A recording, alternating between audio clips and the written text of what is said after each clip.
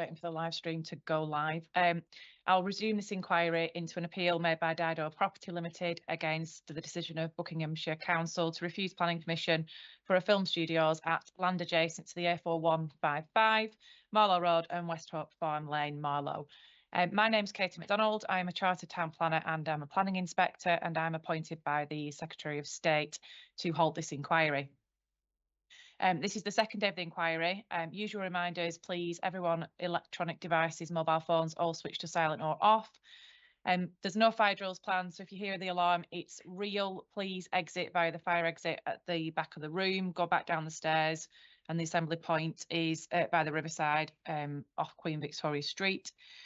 Toilets are just there on down that corridor, my right, your left, and then the accessible toilets are here if you need them. Up to yet, I've heard opening statements from the main parties. I've heard some comments from interested parties yesterday morning.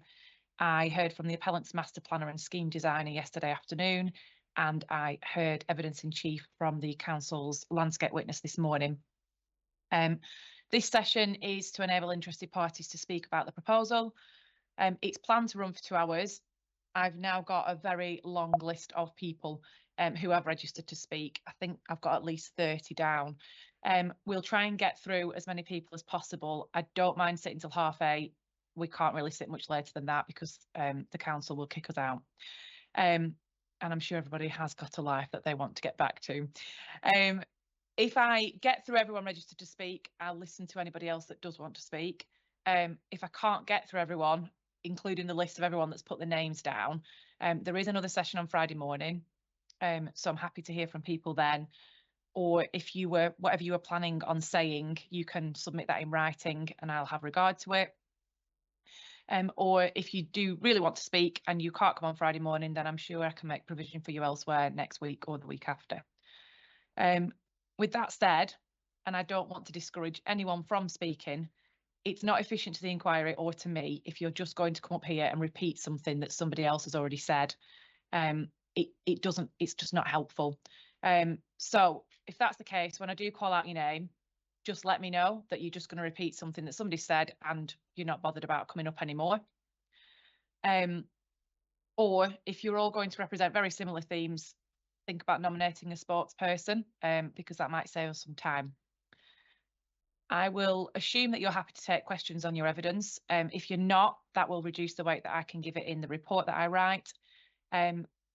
Please let me know when you come up to the witness table if you don't want to be asked questions. You should also note that your name will be recorded in the report when you do speak.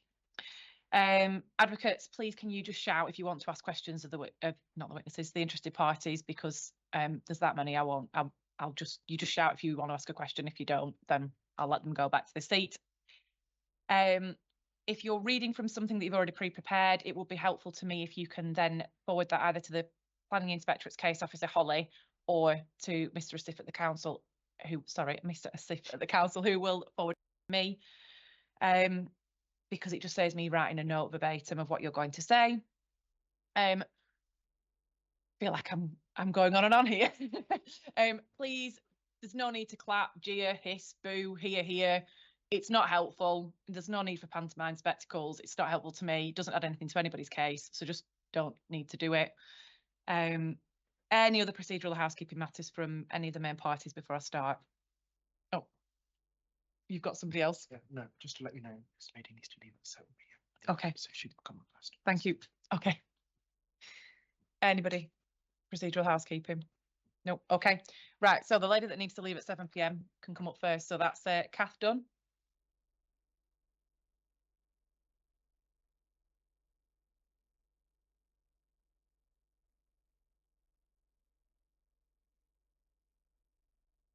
Yes, please. So yeah, so anyone that is speaking, the witness table is just at the top here. Thank you.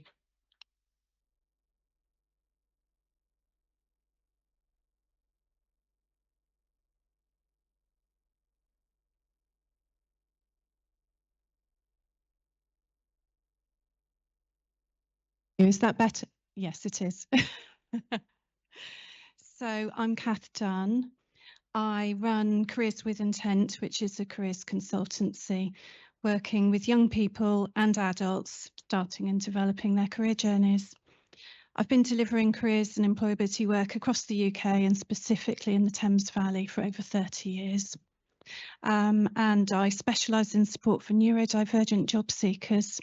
And I have grown up and lived in High Wycombe all my life and have brought my children up here as well. Having worked across the Thames Valley, I've seen for myself the difference that anchor employers make. It makes a difference to people's sense of place and belonging, and it makes a big difference to young people's aspirations. When they can see people like them gaining employment in a high prestige organisation, when they experience prestigious workspaces. Approximately 10% of our young people under 20 in High Wycombe live in low income families.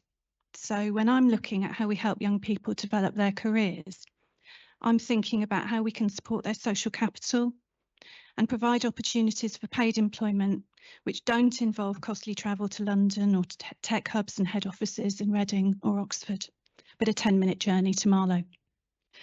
A journey, by the way, that's already been incorporated into the plans to facilitate travel between Wycombe, Marlow and Maidenhead to meet up with the Elizabeth line. So as well as supporting our employment opportunities, I think this is growing our opportunities for people to move around our area for their life choices. We have fantastic employers in the creative industries in our area already, but they're mostly SMEs, with very few resources to support HR endeavours. So Marlow Film Studios offers the opportunity for a much more cohesive approach to developing talent locally and giving a physical goal for young people to see. Our young people are already being hit by the development of technology, which is removing opportunities, particularly in the retail and the warehouse sectors, reducing their chances for part-time work and work experience. And those with no familial connections are being hit hardest. Put this together with the success of the film industry and our knowledge of how anchor employers bring other businesses with them in their slipstream, and we can see how the development of the studio could have such a positive effect. Not only that, but a widely reported survey by Ravensbourne University found that 3/4 of young adults would like to work in the creative industries, but don't know enough about the variety of roles or how to access opportunities. So this desire is reflected in the popularity of creative courses at Bucks New University and at Bucks College Group. The studios are already taking their role really seriously in this matter. They're acting as a conduit for employers and educators to ensure that the business creates genuine local opportunities. So as a careers consultant, I'm really looking forward to share this with career planners and job seekers. Thank you. Thank you very much for your comments. Thank you. Could you provide a copy of that? Yeah, thank you. Okay, I've got two lists I'm working from. So I will go to Mr. Andrew Rackstraw next, please.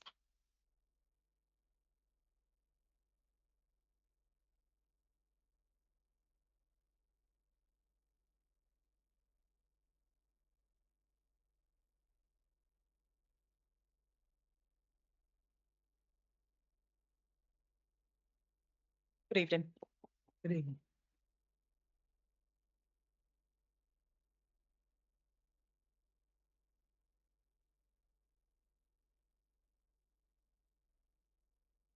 Good evening. I would like to speak to you tonight about the proposals from the studio for new cycle routes and to speak about how the studio might affect Marlow's retail and restaurant community. My name is Andy Rackstraw and I have owned and run the bike shop in Marlow called Saddle Safari for 32 years. This gives me a unique insight into cycling locally and the retail environment in the town. I have campaigned for better provision for cyclists in Marlow for decades. I have written my own cycle route books, and I also work with Sustrans, who organise our national cycle network as a spokesman for the disabled to improve access for them on that network. It is fair to say that I am evangelical about getting people cycling. All of this, you would think, would make me embrace any improvement to Marlowe's woeful cycle provision and celebrate the prospect of a cycle bridge to get conventional cyclists and the disabled over the A404. However, my experience tells me otherwise. There is little argument that the building of a film studio will increase overall traffic, with people travelling from all over the country to work on a production. When traffic increases, people cycle less, especially with modern cars ever growing in size that they inhabit all the road space. Every study of cyclist behaviour and every experience by city and town planners in the UK and throughout the world show us the same thing. If you reduce the amount and the speed of traffic, people feel safer to use their bikes and cycling increases together with all active travel. The shop's experience of a huge boom in people cycling in COVID demonstrated that. However, when the cars returned after lockdown, the bikes sadly returned to the shed. We are seeing massive increases in cycling in cities like London that have seen a 26% increase in only a few years by reducing the number of cars and redesigning streets. This has occurred in unison with the construction of a comprehensive cycling network, which has resulted in sustained change. All those various elements go into changing behaviour, not just one element. Therefore, an extra influx of cars will only cause a reduction in cycling journeys. More cars mean less bikes. It really is as simple as that. A cycle bridge across the A404 would be used, but not by hordes of film studio employees. Locals use it now to gain access to the acres of green space and lakes that are used as a valued green amenity, especially for those living in the Gunthorpe and Wiltshire Roads estates who have non-existent or tiny gardens. Would they still want to cross the bypass after they had lost their parkland to an industrial site? I doubt it. My simple message is this: we desperately need cycle routes in Marlow, but not at any cost. This is simply trying to sweeten a very bitter pill. The film studio claims it will benefit the wider economy of Marlow, including the high street shops, cafes and restaurants. Let me tell you, Marlow is hardly on its knees. It has a vibrant high street with high occupancy rates and a restaurant cafe experience that matches any upmarket London borough. It throngs with people that travel from miles away to spend a few hours and their hard-earned money in the town. It's been that way for all the decades that I have been a retailer in the town. So what do they think the film studio is going to do for Marlow's economy? Make it even busier? I don't think so. What would happen is the town would lose the very element that draws people to it. The fact that it isn't spoiled like so many other towns. If planning was granted, visitors' approach to the town would be an enormous industrial estate, albeit badged as a film studio. The traffic is already a barrier to day tourist visits. With thousands of more cars, this barrier would become insurmountable.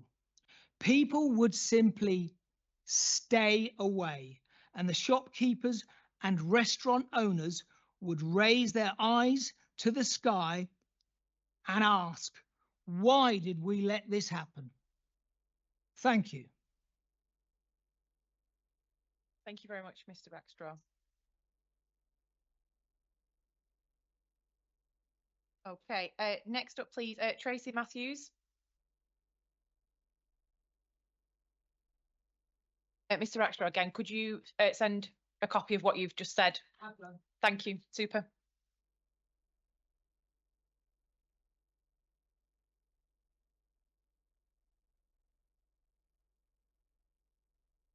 Good evening.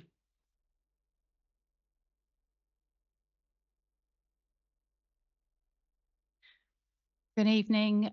My name's Tracy Matthews and I'm Vice Principal Commercial and Partnerships at Buckinghamshire College Group. And I'm here this evening to speak on behalf of the college. And we're speaking in strong support of the education and skills benefits of the Marlow Film Studios planning application. Buckinghamshire College Group is dedicated to providing technical and vocational education to over 5,000 students. These include 16 to 18-year-olds, apprentices and adults wishing to reskill and upskill. We understand the profound impact the Marlow Film Studios can have on our community. Our planned new campus in High Wycombe, where we will train film and TV students, is strategically located close to the proposed Marlow Studios, creating a seamless pathway for our students into the industry. Marlow Film Studios have already worked with our students on numerous projects, providing their industry expertise and helping our students to navigate pathways into the industry. For example, their support at our Creating Creatives events. We see that there's great opportunities for young people. Marlow Film Studios represents a beacon of opportunity for young people leaving education. Every year, we train over 400 students who go on to enter the film and TV industry, with the potential for this to increase with the more flexible growth and skills levy, which will no doubt provide improved access to apprenticeships as a training route in this sector. This partnership will provide our students with unparalleled access to industry training, direct work experience placements, and a rare on-the-job training environment. The studios are committed to funding 600 training places in their first few years, and we are dedicated to increasing that number further so that our students will have access to the thousands of new jobs in production throughout the UK and beyond. For many of our students, particularly those from disadvantaged communities in Aylesbury and High Wycombe, this is more than just a career opportunity. It is a chance to transform their lives. By providing pathways into fulfilling jobs and careers, we can help our young talent in Buckinghamshire, enriching our local communities and contributing to the region's economic growth. There are also benefits to businesses. These benefits of film studios extend beyond our students. Local businesses stand to gain significantly from this development. The studios will create a robust talent pipeline, supplying skilled workers to various sectors. These include, but not limited to, carpentry, joinery, electrical work, and business support functions such as accounting and project management. This influx of talent will help businesses thrive, innovate, and remain competitive in a rapidly evolving market. Moreover, the studio's Culture and Skills Academy will foster a collaborative environment where businesses can engage with emerging talent, ensuring that their workforce is equipped with the latest skills and knowledge. This symbiotic relationship between education and industry is crucial for sustaining economic growth and maintaining Buckinghamshire's position as a leader in the creative sector.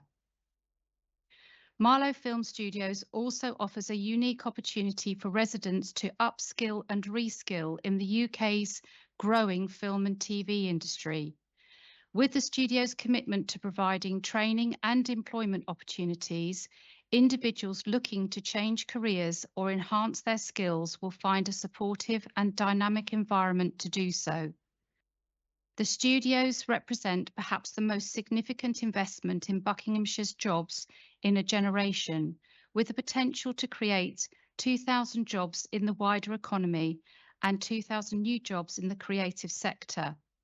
This level of investment is transformative, offering residents the chance to pursue new career paths and contribute to the vibrant and diverse economy of Bucks.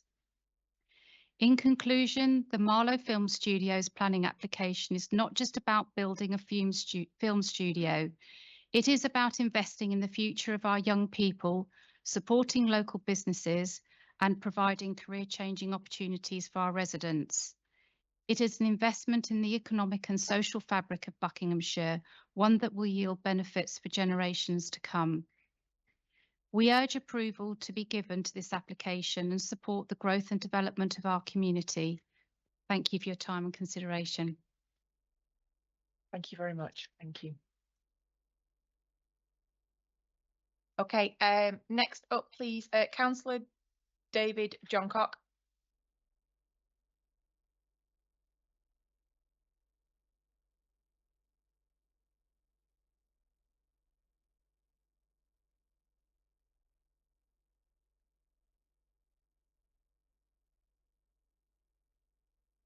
Hello, good evening.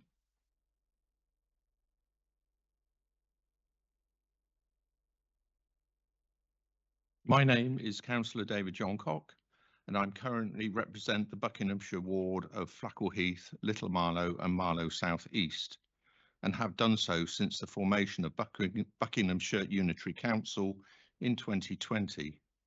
Prior to that, I was a district councillor at Wickham District Council here, and in the last 5 years of that authority, I was the cabinet member for planning and responsible for getting the Wickham local plan adopted in 2019.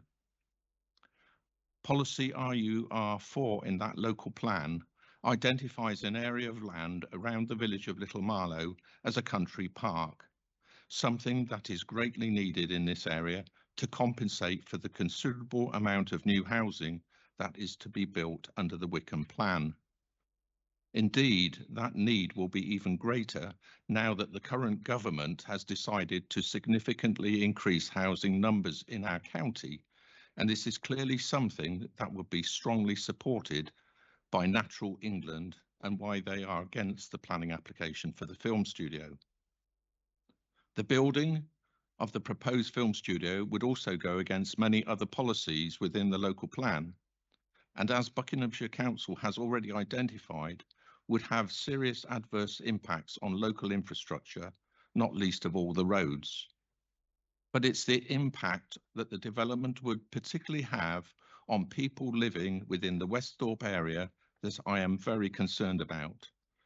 Much was said about that by a number of people yesterday, and I can only but agree with much of what was said. Not only will the views from their properties be dominated by gigantic buildings, but free access to their homes will be hampered. But it's not just these reasons that justify the refusal of the application. It's the fact that significant harm that will be caused will simply not be outweighed by any benefit. As I believe other parties will show, there is no strong, sound economic case for this film studio. Indeed, we have seen existing studios such as Pinewood pull back from further expansion. and I believe the new studios at Shinfield near Reading are nowhere near operating at full capacity. And then just last week, we saw the announcement that the company that was to build the Wickham Film Studio has abandoned the project amid market uncertainty. So how can Dido justify the building a monstrosity in our country park that will be a white elephant? Indeed, somewhat bigger than about 500 white elephants. Finally, despite what Dido has argued in the past and presumably will continue to argue, there is no overwhelming support for this development amongst local people that I represent. Indeed, quite the opposite, as demonstrated by the Marlow parish poll that was undertaken in May 2024. Unlike the many straw polls undertaken by the appellant, the parish poll was conducted officially by Buckinghamshire Council, and its results are therefore reliable and material. The fact is that local people don't want this development, and I don't want it. What we all need is a country park that provides much needed space for leisure and recreation. I therefore urge you to dismiss this appeal. Thank you. Thank you very much, Councillor. Thank you. Again, could you give a copy of? I have, ma'am. Yes. Super, thank you. Okay, Attila, I'm going to say it wrong. Is it Kirali? Have I got that right or wrong? You're going to correct me when you come up. Please let me know if I've got it wrong. Thank you.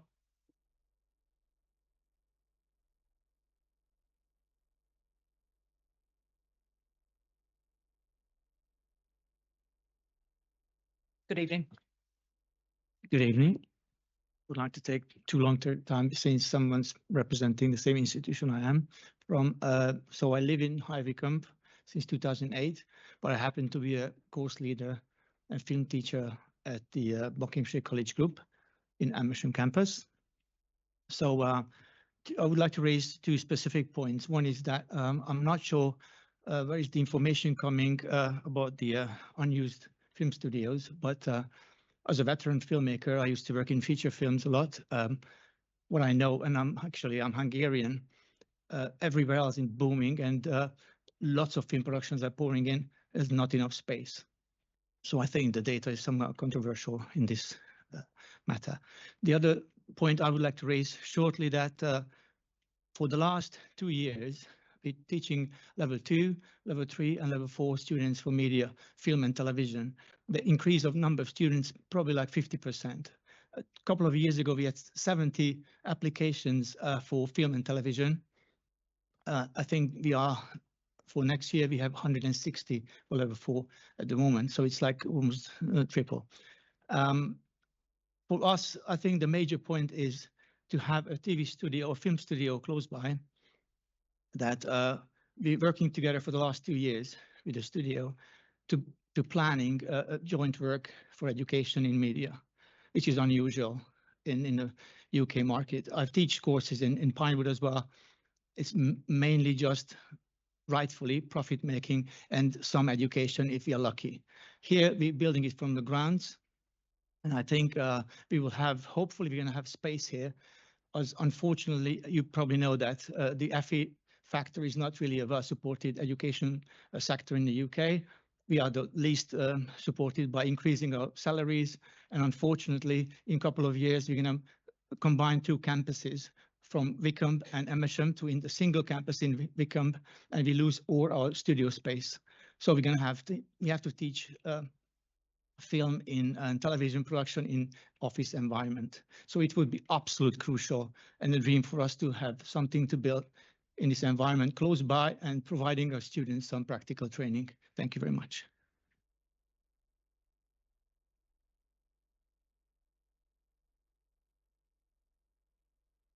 Thank you. Okay, next up, please, Councillor Alex Collingwood.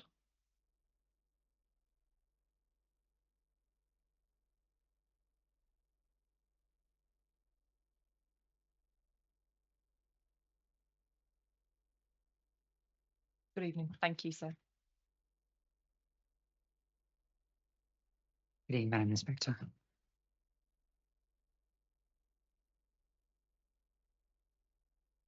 Fire away.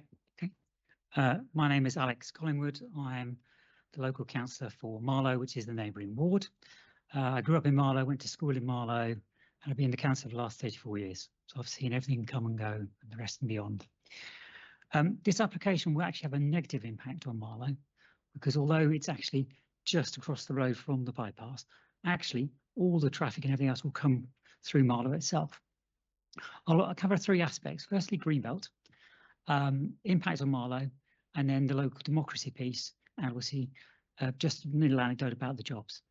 The proposed, and to give you context, I actually sat on planning committee for 10 years. So I'm looking at this from a planning perspective.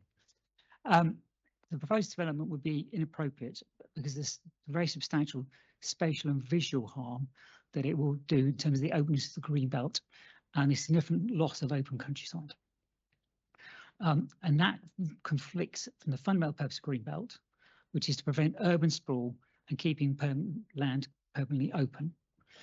As you've seen from the submission, there are going to be 18 massive big black blocks covering up to 40 football pitches, 72 feet high. And if you contextualize that with what's already at Shinfield on the M4, it's twice the size of Shinfield because Shinfield only has 9, right? So it's twice the size of where we are there. And we're talking 5 double-decker buses. If you drive to Banbury, it's going to look very similar to those horrible warehouses they've just shoved next to the junction at Banbury. So again, visual and scale, mass, size development will be a blot on the landscape. Particularly seeing as we've got the setting of the children's ARB literally just next to it as well as being a country park and also the River Thames as well. So again, when you can look at it in context, actually it's like, okay, I'm going to dump a big massive blot there where everyone can see it and everyone's going to be impacted by it. So based, having looked at the sets of rules, the proposal, having read the local plan, is that it would conflict with policy CP1, CP2, CP8, DM42 and RUR4. So it is quite, not just a little bit, it fundamentally breaches what the local plan says. In terms of impact of Marlow, part of the site actually relates to risks of flooding. It actually has floods quite a lot as part of the bottom part if you've seen the actual site. And that'll be made much worse by this application. You may or may not be aware, but Thames Water was recently fined for a significant spill in the River Thames locally to us here in Little Marlow. And you may have heard of Steve Backshaw. He's highlighted the fact that actually this part of the Thames is still polluted and cannot be swum in. To give context for Marlow, recently we had up to 15 Thames water tankers because basically the pumping stations couldn't physically, and they were pumping out raw sewage, couldn't physically cope every time it rains. So that's where we are already. If we then add additional infrastructure in there, because it's already broken, we're just going to get swamped. Marlow itself is also subject to an air quality management area.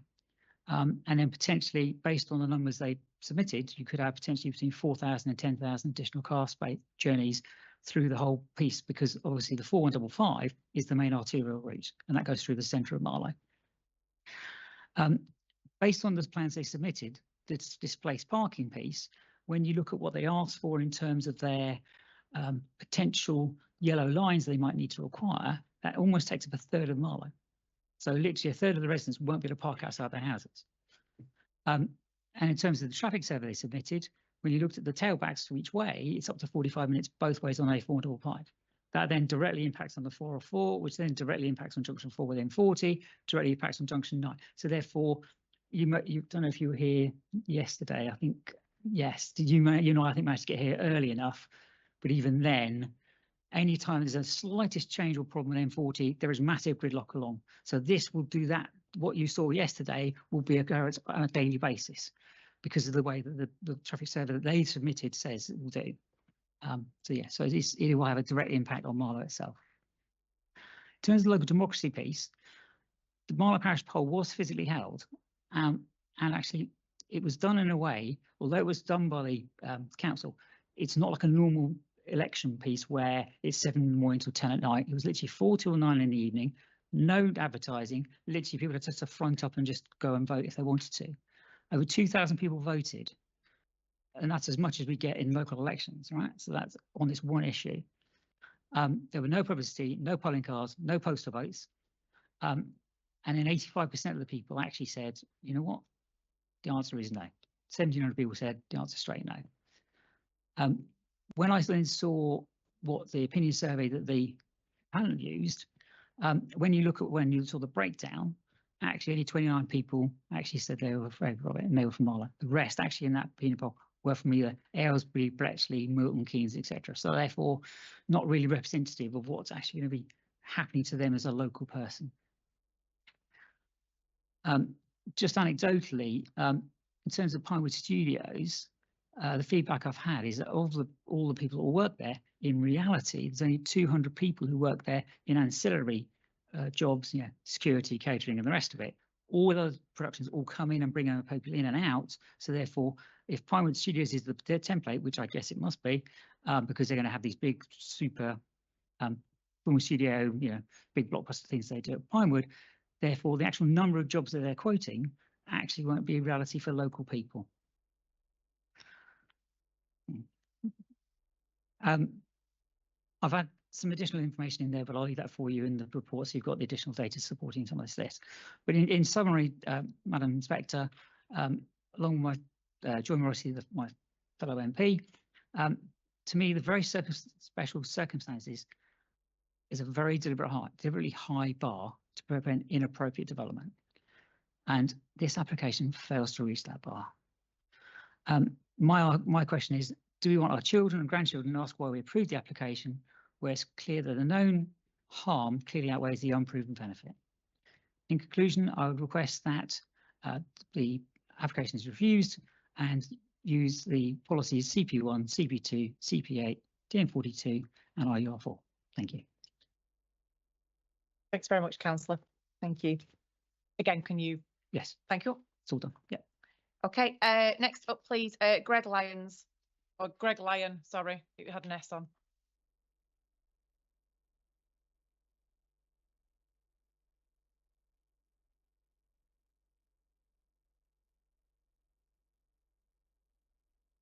Hello. It's Greg Lynn, L-Y-N-N.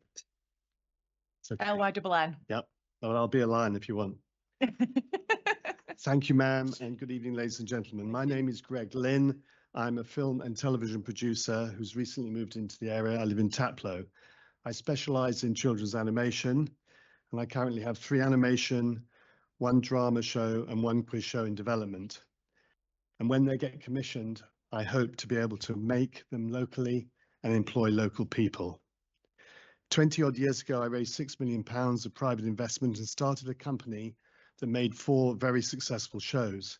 Some of your children and grandchildren probably grew up watching Fifi and the Flower Tots, Rory the Racing Car on Milkshake Channel 5 and Nick Jr., and then Rara the Noisy Lion and Little Charlie Bear on CBeebies.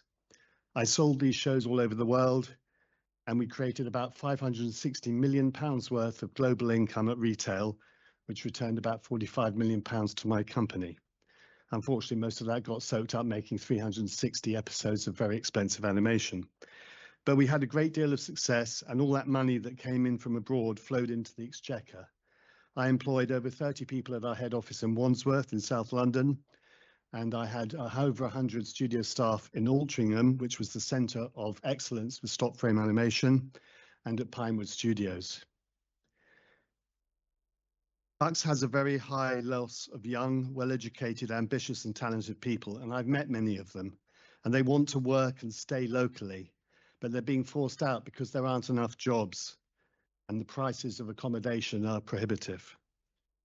When we, the current older generation, are dead and gone, who will be left to live in Bucks if all the young people are migrating elsewhere? The studio proposal offers tangible employment to local people. In 2011, I was the co-founder of Animation UK, which sought to win tax breaks for the animation business like the film business got. And in 2013, we were awarded this concession and productions increased in this country. Another well-designed and well-run studio in the West London hub will help increase the UK's production of quality films and television series and employment in this country. I have read every single word in the studio proposal, dozens of letters, both in objection and support on the council websites. And yes, I agree, the Westhorpe Park residences need careful and consideration in the planning. Anecdotally, I have walked across the escarpment from Cookham Dean down to the Bounty pub on the riverside dozens and dozens of times in the 35 years that I've been visiting friends here in the vicinity. And two very old, long and good friends are opposed to this proposal because they just hear the words green belt and building. But they haven't read a single word in the proposal. They're just emotionally disconnected because they hear the words green belt and building. Now, in October, I spent 2.5 hours walking around the site because when I get involved with something, I do it properly. I walked around the main part of the studio proposal site that borders the A404, the A4155, the athletics track and Westhorpe Park. And whilst I respect that it's called Greenbelt, I can't imagine anything less Greenbelt in my life. And I've been to some beautiful parts of the world. So I can't ever see it being a country park. It's not a beautiful place to go. It's very noisy next to the dual carriageway. And I think that this proposal makes a great deal of sense. I believe, having met and spoken at length to many of the people that are proposing this studio, that they will deliver on their promises. They will be held to account. And I believe that they will solve the local traffic solution, which is already bad, with nothing tangible being done to set it right at the moment. If the studio is built, I would take office and shooting space there and employ local people, mainly driven from those that are studying in the local community at colleges and schools. The UK's film and television business is thriving, and it would be foolhardy not to consider how Marlow Film Studio would not enhance our already first-class global reputation. So I'm fully in support of this ambitious, well-planned studio coming into being and becoming a major economical benefit to the locality. Thank you, Matt. I'll send the notes. Thank you very much. Thank you. I did take notes because I didn't know if you were going to send those in. Thank you. Okay. Next up, Mr. Paul White, please, National Trust.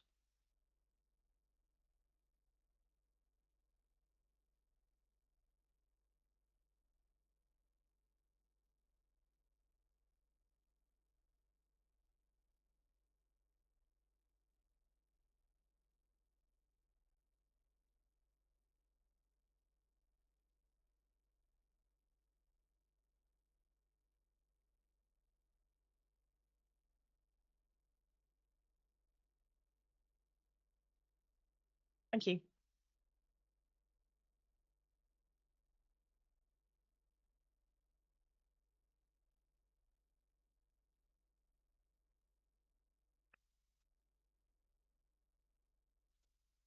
My name's Paul White. I'm a planning advisor at the National Trust. I'm a chartered town planner with 45 years experience in local government, consultancy and the charity sector. For over 6 years, I've been a planning advisor at the National Trust, having previously held senior positions at W.S. Atkins, which is now Atkins Realis, where I was employed for 30 years. The National Trust is the owner and custodian of Maidenhead and Cookham Commons, a 65-hectare area of woodland and wildflower meadows situated south of the River Thames. At the northern end of the commons is Winter Hill, a renowned beauty spot, whose north-facing slopes rise steeply from the River Thames, creating an imposing backdrop to the Thames Valley and providing panoramic views towards Marlow, Little Marlow and the Chiltern Hills beyond.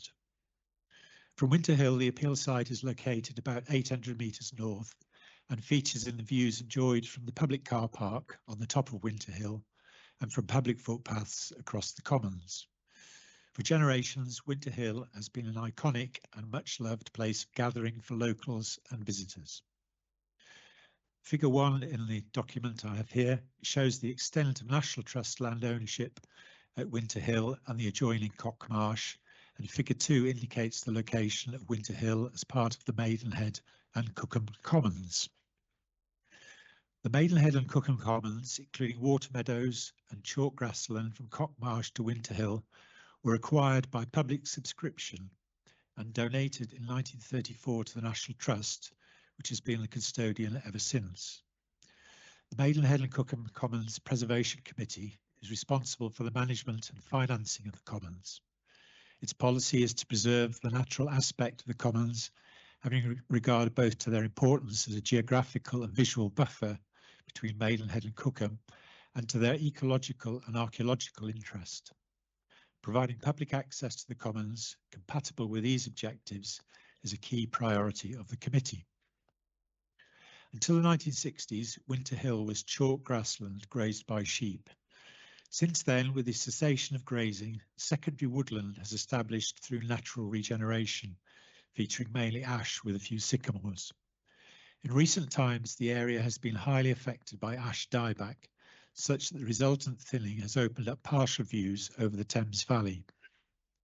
Going forward, the National Trust's Woodland Management Plan 2024 to 2034 provides for further felling of dead ash, and in the longer term, the felling of trees to facilitate the restoration of chalk grassland. This management approach will retain existing views and open up further views to the north. The National Trust submitted representations on the planning application for the proposed Marlow Film Studios on the 21st of July and the 30th of August 2023, and made further representations in respect of the appeal on the 4th of November. The National Trust wishes to support Reason 1, Greenbelt, and Reason 3, Landscape Character, Visual Effects and AONB Setting, of Buckinghamshire Council's decision to refuse planning permission for the proposed development. In respect to the Greenbelt reason for refusal, the National Trust concurs with the Council's assessment that the proposed development constitutes inappropriate development that would result in spatial and visual harm to the openness of the Greenbelt. The Trust is content to rely upon the evidence on Greenbelt matters presented by the Council. The focus of this statement is on the visual impact of the proposed development on Winter Hill. Turning now to the existing visual amenities at Winter Hill. At present, visitors to Winter Hill can enjoy several framed panoramic views northwards across the Thames Valley towards the Chilterns National Landscape. Return views from the Chilterns and the Thames Valley to the scarp slope of Winter Hill, south of the river, are also a distinctive feature of the area. Viewpoints at and to the west of the car park at the western end of Winter Hill are a particular attraction for visitors. These are viewpoints 8, P1 and P2 respectively, as shown on the figure included in this document. The existing views from these viewpoints are illustrated in photographs contained in the Landscape and Visual Impact Assessment Addendum. I won't give the references to save time, but they're in the document. Panoramic views can also be enjoyed from elevated locations along Winter Hill, including viewpoints Q, R, S, P3 and P4, as shown on the figure, which enhance the recreational experience for walkers using the Chiltern Way Southern Loop public footpath running along the length of the scarp slope. The existing views from these viewpoints are illustrated in photographs in the LVIA, and I give the references in the document. Turning to the visual impact of the scheme, there is no question that the introduction of large-scale buildings on the appeal site would impinge upon the views currently available from Winter Hill, and that this would diminish the visual amenities of the area and detract from the experience enjoyed by visitors, including those using the public footpaths along the ridge. It is evident from the photo montage viewpoints 8, Q, R and S in the LVIA that the proposed development would result in an extensive area of dense buildings that would be of a greater scale and mass than the existing development when viewed from Winter Hill. These photomontages can be found in the LVIA. Leaving aside the temporary adverse visual impact of construction works, the proposals would introduce substantial development in the long term into the foreground and middle distance when viewed from Winter Hill. As the Council's Landscape Officer notes in paragraph 9.26 of the Strategic Sites Committee report in relation to viewpoint 8, quote, "The magnitude of change to this view is such that it breaks the sweep of countryside that extends from the Thames Valley up into the Chiltern Hills. The development appears as a major extension to the business parks at the edge of Marlow and significantly harms the quality and character of this view. The backlot at plot 5 lies relatively close to the viewer and will at times contribute further to the harm to this view." End of quote. Evidently, the proposed development would give rise to long-term adverse visual effects in relation to Winter Hill. Whilst there is some disagreement about the level of the effects, paragraph 40 of the Landscape Statement of Common Ground notes that there is agreement between the appellant and the local planning authority that significant visual effects would be experienced by walkers on part of the open access area at the western end of Winter Hill, for example, viewpoint 8, and on parts of the Chiltern Way on Winter Hill in the winter months, for example, viewpoint Q. In addition, the LPA's landscape witness concludes that the effects on viewers at the eastern end of Winter Hill, for example, viewpoints R, S, P3 and P4, would be significant, although the appellant disagrees. The appellant assesses the visual effect of the proposed development as being moderate adverse at viewpoints 8, P1, P2, Q, R, S, P3 and P4, as described in the LVIA. The LPA's statement of case indicates in the table at paragraph 9.32 that its landscape office concurs with the appellant's assessment, except in respect to viewpoints 8, P1, P2, Q, S and P3, where the effects are assessed as major, and viewpoint P4, where the effect is assessed as moderate to major. There appears to be little or no scope to introduce further measures to mitigate the impact of the proposed development on views to and from Winter Hill. This is because Winter Hill overlooks the appeal site, some 45 metres above ground level at the southern end of the appeal site nearest Winter Hill, and the height, mass and footprint of the proposed buildings does not render them susceptible to screening. It is therefore reasonable to conclude that if the scheme is approved, it would give rise to unavoidable, long-term, moderate and major adverse significant effects that would greatly diminish public enjoyment of the Winter Hill area. So in conclusion, it is evident that the proposed development would give rise to long-term significant adverse visual effects at various viewpoints on Winter Hill. That being the case, it is the National Trust position and my professional view that these adverse effects, in the context of the wider adverse landscape and visual impacts of the proposed development, should carry considerable weight in the decision-making process on the appeal. Thank you. Thank you. Thanks very much. Okay, next up, please, Penelope Tollett. I hope I've said your name right as well.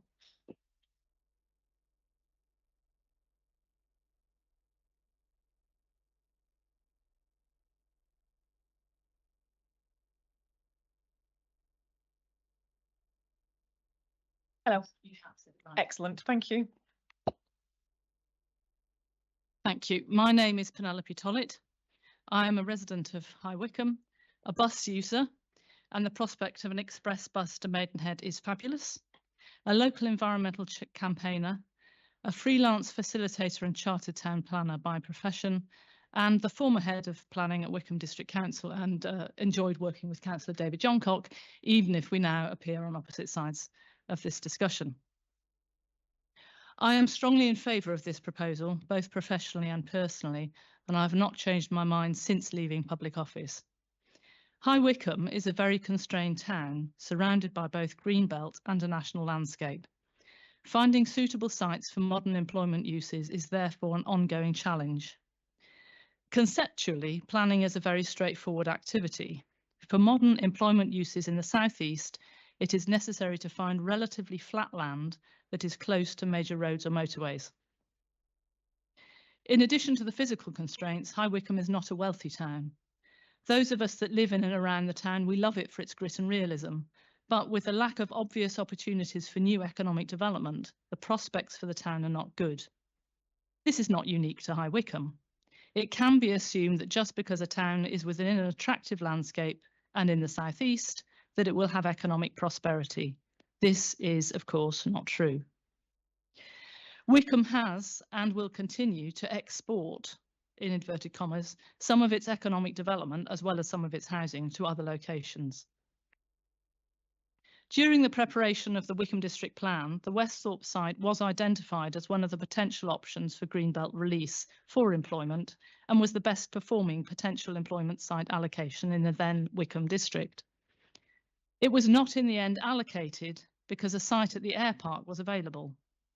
Although not as favourable from an employment location point of view, it was seen as preferable because of its functional relationship to High Wycombe, as well as being an existing urban development that could be expanded and intensified.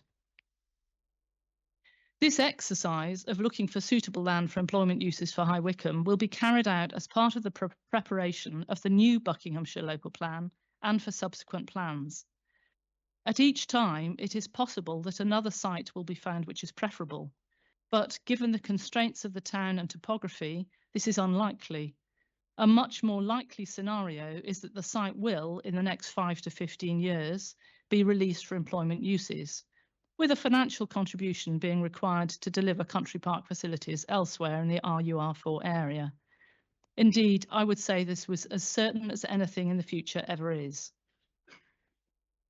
This appeal is a binary decision. Either the site is kept open or developed. But in the longer term, the choice is a different one. To have this development or to have some other development. No one but the Wycombe planning team knows how, inverted commas, lucky it was to retain the site in the Greenbelt through the last local plan inquiry. It could so easily have gone the other way, and it is my judgment that the release of the site is a question of when, not if. So in which case, both as a planner and a local resident, I say, please, let's have a film studio for Wycombe. And what's more, such a sustainable proposal. We do not want to pass up this opportunity only to find in a few years' time that there is a warehouse development on the site. That won't excite people to believe in High Wycombe, but a film studio will. We need the economic development. It will give us much better job prospects than a warehouse, and it is just possible that it will sprinkle some fairy dust on the town, which, goodness knows, the town badly needs. And I'll supply your copy. Thank you very much. Thanks for your comments. Right, next up, please, Melody Karotevic. I think, again, sorry if I've said that wrong.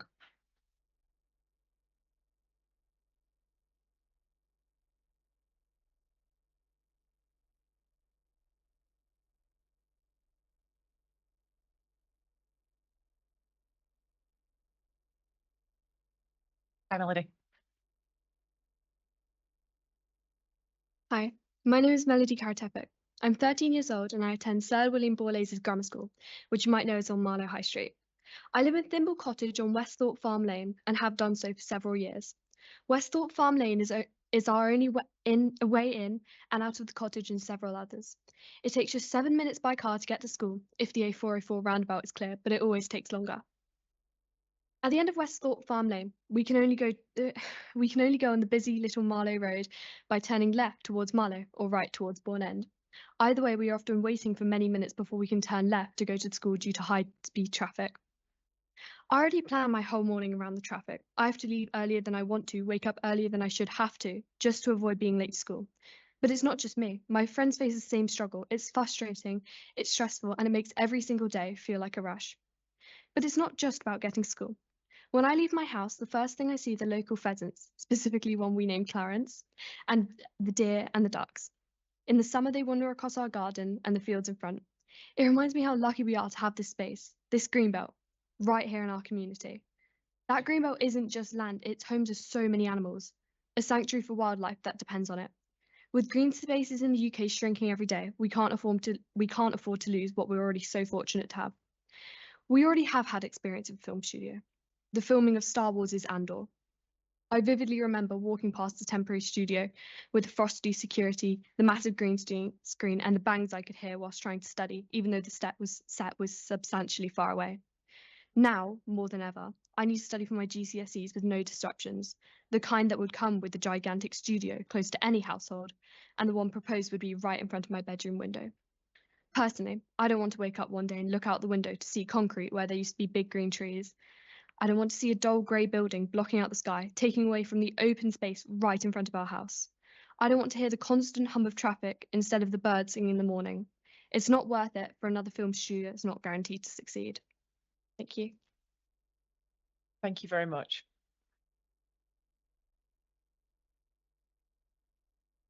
Next up, please, I have Heather Morley.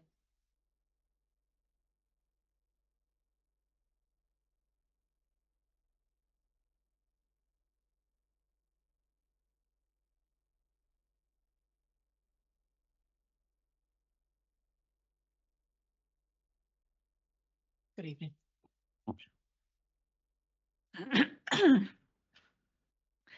My name is Heather Morley. I've lived in High Wycombe for 20 years with my family. I am the Vice Chair of the part of the Council's High Wycombe Community Board that focuses on economic regeneration. I am also the founder and editor of High Wycombe Life magazine, which seeks to build the reputation and economy of this town by highlighting its unique creativity and opportunity. High Wycombe is the largest town in Bucks, with just over 100,000 residents. This makes it 7 times larger than Marlow, for what it's worth. It's also a much less affluent place, with 6 out of the 10 most deprived wards in the county situated here. None are in Marlow, in case you're wondering. We are also a significantly more culturally diverse town. Around 40% of residents come from a combination of Pakistani, St Vincent and the Grenadines, or other heritage. One of our town centre churches found that as many as 31 different nationalities attend regular services there. And we're also a younger town, demographically speaking, which shows in the 28,000 children and young people that attend our primary, secondary, state, independent and special schools. And of course, Buxton University. Next year, we'll add the new Buckinghamshire College Group campus right in the centre of town as well.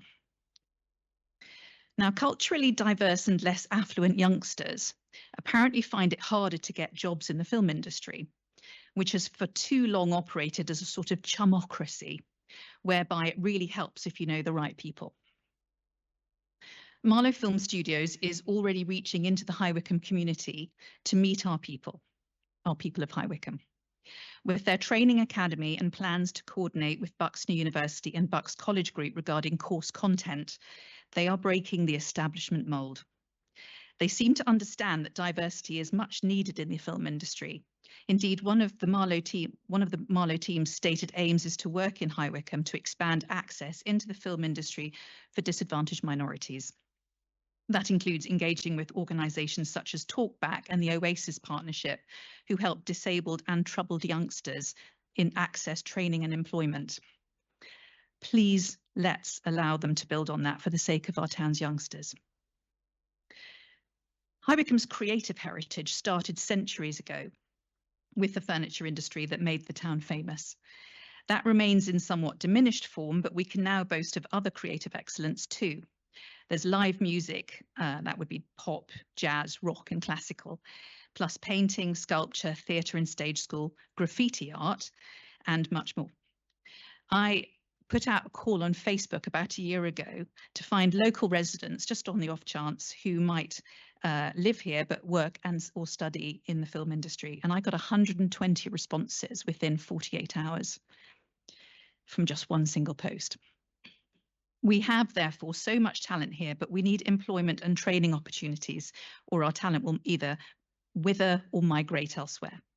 High Wycombe could realistically become the heart of the UK's creative sector, given its array of talents and its geographical situation. But we need Marlow Film Studios to be built just over Marlow Hill, with its ability to bring talent, opportunities, funding and aspiration to our town. Please, please, please let us have that chance. Thank you. And can you provide your written copy too? Yeah, thank you. Okay, next up, I should have Emma Hawkins. Nope. Okay, Councillor Jackie Edwards. Thank you.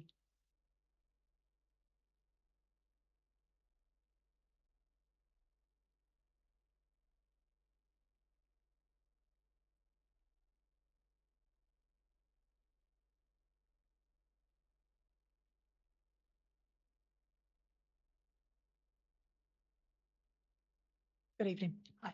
Oh, you have a copy for me. Excellent. Thank you. It's okay. I'm Councillor Jackie Edwards and I speak on behalf of Cookham Parish Council.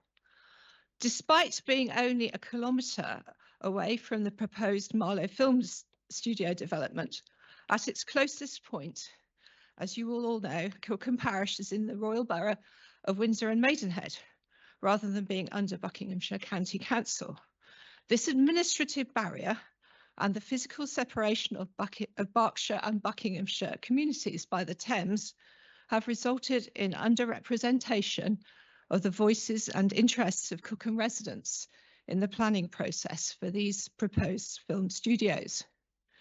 Views from Cookham's Winter Hill and their importance in the Chilterns national landscape and the setting of the Thames were mentioned frequently in the first morning of this inquiry. Cookham Parish Council wishes the inquiry to be very clear on the key importance of these views to Cookham's local community. Much of Winter Hill is owned and managed by the National Trust, with extensive public access along most of the side of the hill and adjacent to the river. There is a network of footpaths on this land, regularly and frequently used by Cookham and Maidenhead residents, as well as those from further afield, with stunning views across the Thames. Cookham has a strong and cohesive riverside identity, and these walks and views are in our community's DNA. The nature of this development, with urban sprawl continued over the A404, very high buildings, sound and light pollution, and the negative effect on local birds who currently cross the river to feed and breed at the site, will be extremely intrusive to Cookham residents' enjoyment of this integral area of countryside to our community. Flooding was also mentioned in the initial submissions to the inquiry yesterday morning. The proposed film studios is just a few kilometres upstream from Cookham. The proposed development will increase runoff and occupy floodplain land suitable for future flood mitigation schemes. We wish to draw the inquiry's attention to that after last summer's almost constant high rainfall, Cookham experienced unusually early flooding in autumn 2024, serious enough to close the B4447 through our village. This is in addition to two major flooding events in 2014 and January 2024, where all three public roads into Cookham village were closed due to flooding for several days. Climate change is already here for Cookham's riverside community. We wish to remind you that the newly revised NPPF contains renewed commitments to the prevention and mitigation of climate change, and we ask the inquiry to take these into account during your deliberations. Increased sewage pollution of the Thames was also mentioned in the inquiry yesterday. The large number of employees claimed for the proposed site, if accurate, will dramatically increase pressure on the already inadequate Little Marlow sewage works, resulting in increased spills into the Thames. Cookham is only 3 kilometres downstream of the proposed development. Historically, Cookham residents have always lived and walked by, fished, swum in, rowed and sailed on the Thames. Currently, we do so at our peril. We wish the inquiry to be clear that an inadequate sewage system is not a minor, easily solved problem local to the proposed development. In Cookham, our sewage system is also inadequate, resulting in ongoing serious issues with spills of raw sewage onto Cookham roads and properties. Despite residents' pleas over the last 10 years, so far, Thames Water have chosen to do nothing effective to solve these. The traffic analysis for this proposed development has been largely focused on the nearby junction with the A404, with only minor attention given to the effects of increased traffic from the development on the single-lane, weight-limited, traffic-controlled historic Cookham Bridge, or the frequently congested A404 Bisham Roundabout. This is despite the 2017 Memorandum of Understanding between Buckinghamshire County Council and the Royal Borough of Windsor and Maidenhead, that these two notorious traffic pinch points between these local authorities are common areas of concern.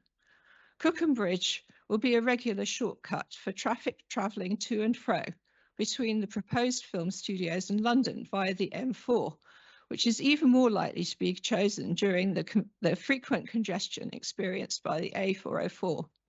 Even if the very low additional traffic movements across Cookham Bridge predicted by the traffic analysis are to be believed, that these are still of material concern.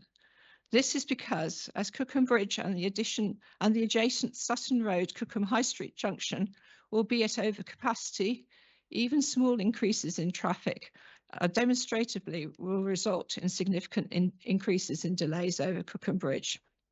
The recent approval of developments, including Cannon Down Road in Cookham and particularly Hollands Park local plan site in Bourne End, have not been understood or accommodated in the traffic analyses. For all the reasons above, we request that the refusal of this application is upheld.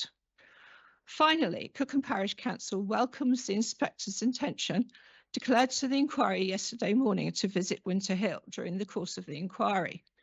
In the light of our above concerns, we would suggest that the inspector might also find it informative to travel via Cookham Bridge and Cookham Village. Only a very limited selection of views is available from the roadside locations on Winter Hill, so we would also suggest that, if possible, the inspector investigates the wonderful views from our well-trodden and well-used paths across Winter Hill. Finally, we note that only the representatives from the rejected Marlow Film Studio application offered to accompany the inspector on her visit. In the interest of balance, Cookham Parish Council and other Cookham representatives would be very happy, if invited, to accompany the inspector on her proposed visit to Winter Hill. Thank you. Thank you. Just for clarity, I will be accompanied by all representatives of all three main parties. It wouldn't just be the appellants. Excellent. Okay, thank you. Okay, next up, please, Lord Ed Vaizey.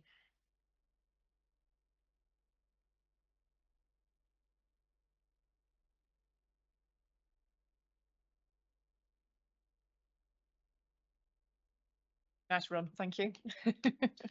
Thanks very much, ma'am. I'll be very brief because I know you have a lot of people to get through. I'm chair of the Marlow Film Studios Advisory Council, have been for 3 years, and I was chosen to be the chair because I used to be the film minister under David Cameron for 6 years. So I thought in my submission to you, I would simply give an overview of what I learnt as the film minister and how I've kept in touch with the industry ever since. When I was the film minister, I introduced the film tax credit. We then extended that to the television tax credit and indeed the animation tax credit, which you've heard about already, as well as the visual effects tax credit. And I did so because the film industry is global, it's highly competitive, and tax credits are one of the main incentives when a studio is deciding where it's going to make a production. And we were highly successful in attracting film investment into the UK, and with apologies to one of the earlier people giving evidence, it was me, I'm afraid, that brought Star Wars to the UK. The British government sat down and did a deal with them. We did a deal with Game of Thrones in Northern Ireland, which is one of the reasons why we brought in the television tax credit. And the key point I want to make, because people have talked about the health of the film industry and the future of the film industry, is that you will have seen in the most recent budget introduced by a new government, a Labour government, an extension of the film tax credit to independent films. And what I think this shows is, well, what I know it shows is that there is bipartisan support for the system of tax credits to support the British film, television and animation and visual effects industry in the UK. And in my view, that will not change in the medium or long term. So the film industry in the UK will remain one of the most successful global industries. However you measure it, it is one of the largest in the world. 1 in 5 films at the box office last year were made here in the UK. It's something like £4 to £5 billion worth to the UK economy, 300,000 people. The second thing I learned as the Minister for Film is that here, this part of the world is the home of the British film industry. Whether people like it or not, that is a fact. The production companies all based in London, in central and west London, and the film studios are all outside London to the west of London. That is the natural place where you are going to find film studios basing themselves, just as you will find Formula One companies base themselves in and around the southeast and the home counties. You'll find clusters of industries all over the country of different specializations. The film industry cluster in the UK is by and large located in West London and outside of West London. And that is why people want to come and make their films here. They can access specialist skills in London and they can easily access the studios just outside of London. The third reason why people want to come and make films in the UK is because of our skills, our language, and so on and so forth. I think the representative of the college earlier talked about everything from carpentry to visual effects and the kind of skills that can be brought to High Wycombe and colleges there. Huge range of skills. There's a massive embedded ecosystem of skills in the UK, which is very, very hard for other countries to replicate. But it's not something we can sit on our laurels about. It's something we need to continue to invest in and back. One of the reasons I got involved so closely with Marlow is because they have shown a real commitment, not just to world-class design for the film studios. Most film studios you visit have sort of grown organically. There's no particular planning. This will be a film studio that's built from the ground up with the latest filmmaking techniques in mind, but their commitment to the local community in terms of skills. Somebody earlier referred to the chumocracy in the film industry, and that's something I feel very keenly about. When I was the film minister, I pushed forward a huge range of initiatives on diversity, held countless meetings to try and break open the film industry. And I think this link with High Wycombe and with higher education, further education, is extremely important. And finally, just on a personal note, working with the people behind Marlow Film Studio, perhaps relevant, probably not strictly relevant to an objective assessment of a planning application. These are certainly not remote people coming in to make a quick buck. They're all local residents in and around this community who are very much committed to this film studio as a local as well as a national asset. Thank you very much.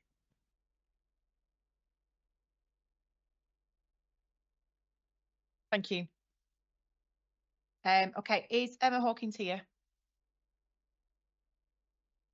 Okay, thank you.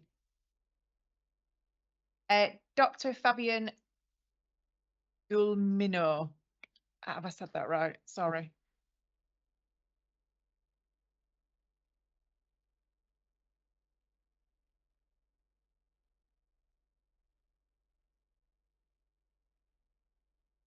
Good evening.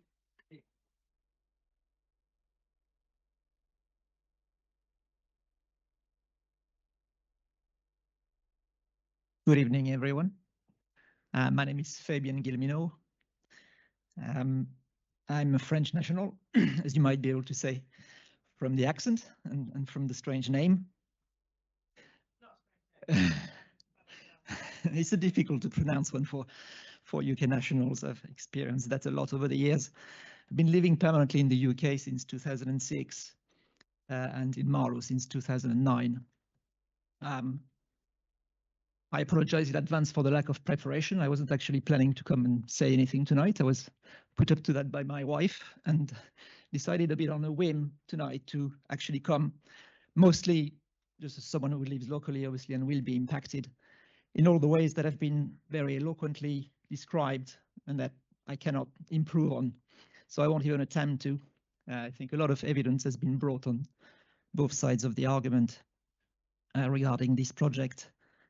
But I thought it was important to bring just a local person's voice, maybe to represent those who haven't been able to come tonight and speak like I'm given the opportunity to do, and just express the view of looking at the evidence, because there's been a lot brought to it and it's been going on for quite a while with very diligent due process in bringing all sides of the argument forward, and maybe looking at it as a scientist, trying to dissociate the facts from the opinions and maybe the gut feel also from the people living locally and being very attached to the site, the environment, the wildlife, as you would be wherever you live.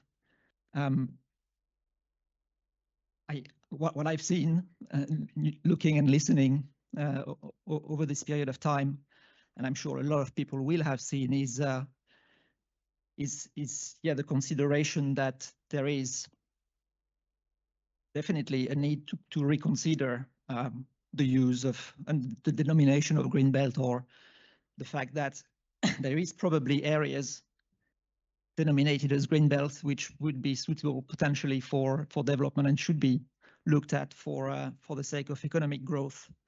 But that this particular part of green belt comes with a very large amount of risks, environmental ones, of course, with what was mentioned, the increased risk of flooding and, in the face of an uncertain future, the increased sewage pollution, but also the increased congestion and the lack of transport plans associated with the development, which has led to the National Highway Agency recommending not to grant permission. So this is not a local view, but a national expert's view on the situation of this site and the fact that it will most certainly congest a very large area, and that being an A404, a link between two major motorways in the UK.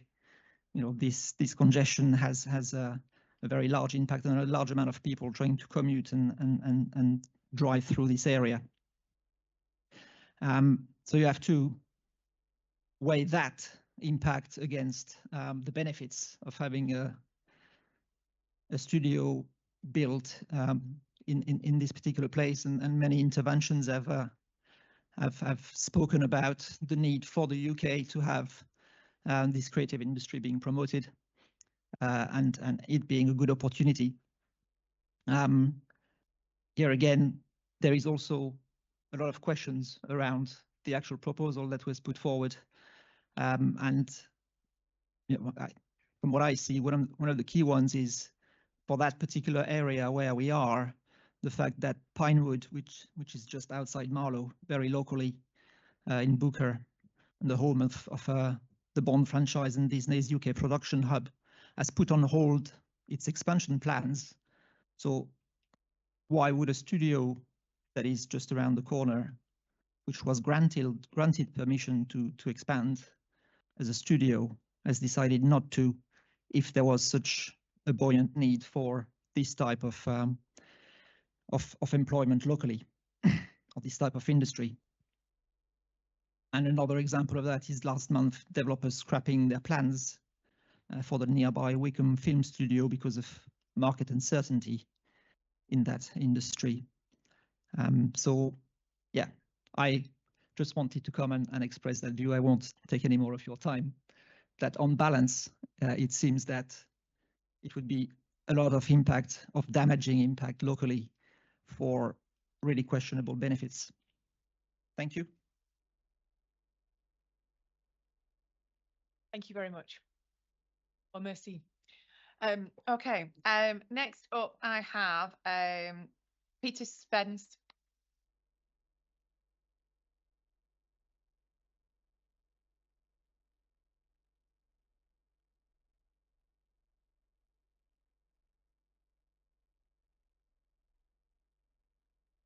Good evening.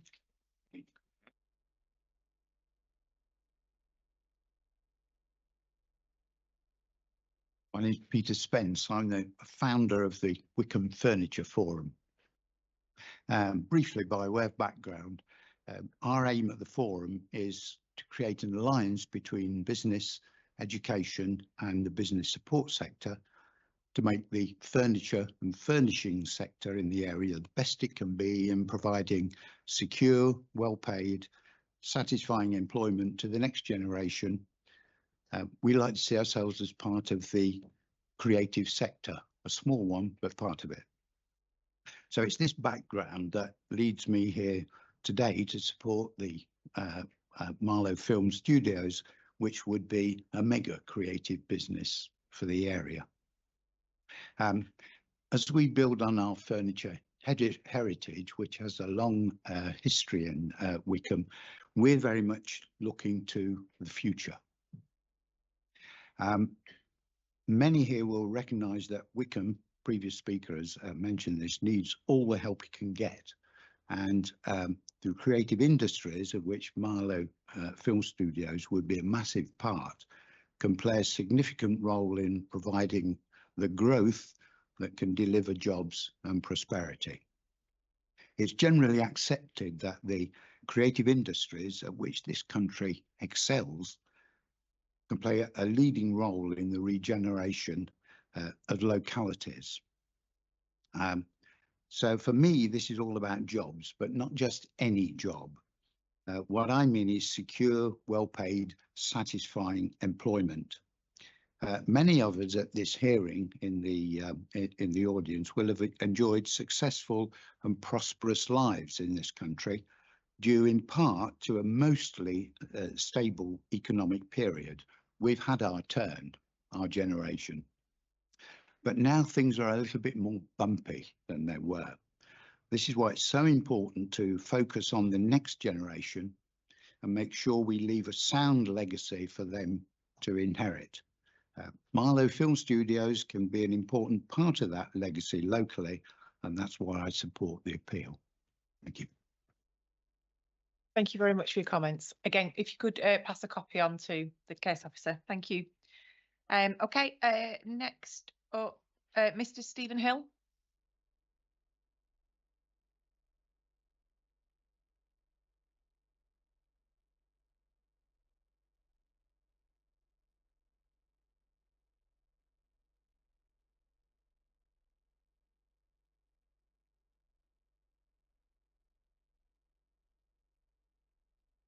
Good evening.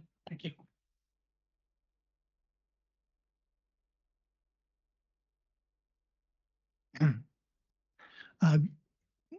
Good evening.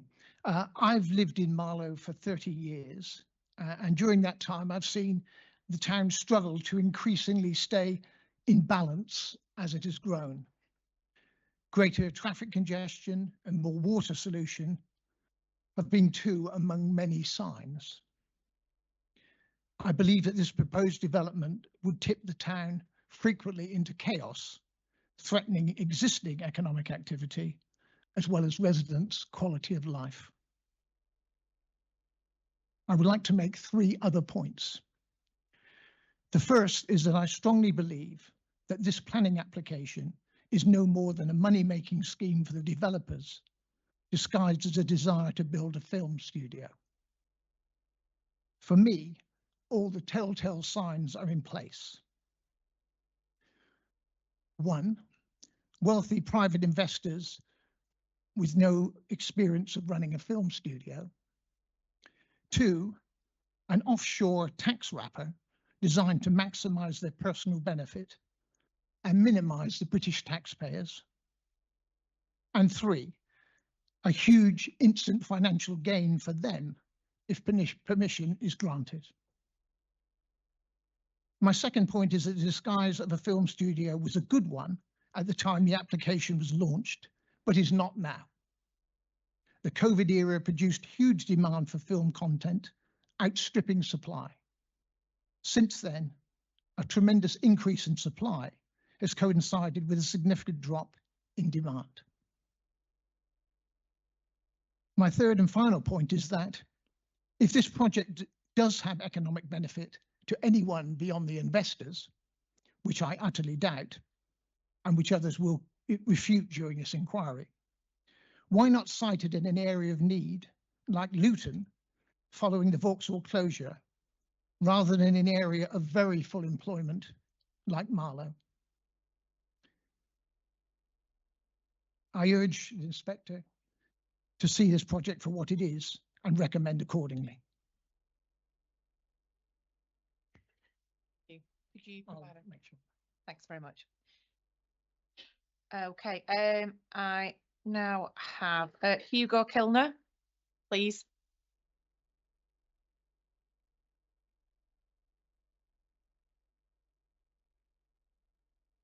Good evening.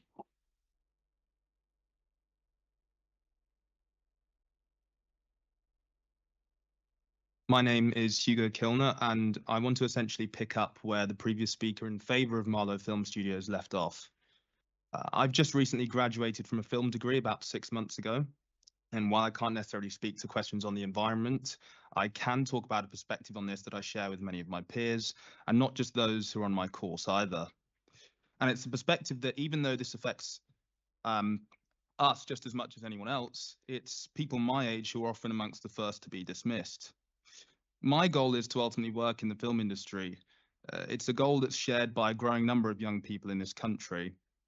And for the past 6 months, I've spent much of my time looking for work in the industry because I know that in trying to achieve that goal, gaining experience can only be beneficial. However, the problem you immediately face is that people don't want you to work for them if you haven't got any experience. But you can't get experience until someone essentially takes a chance on you and lets you work for them. The problem then becomes that people who tend to be given that chance, as has already been alluded to, it's still largely a case of who you know and not what you know. That's something that is definitely shared by so many people my age. And so when I was nearing the end of my time at university, it was plain to see that there was this general sense of hopelessness amongst my peers. And I think that hopelessness is something that's plaguing young people up and down the country, because we're fully aware of potentially how bleak our prospects are, especially considering the growing number of people who are intent on working in this industry specifically. Now, can Marlow Film Studios change all of that overnight? No, I don't think it's claiming to either, but I really believe it can make a big difference, because people my age, we're constantly being told how our councils and our local governments are striving to make positive changes for young people. The people behind Marlow Film Studios are trying to do exactly that.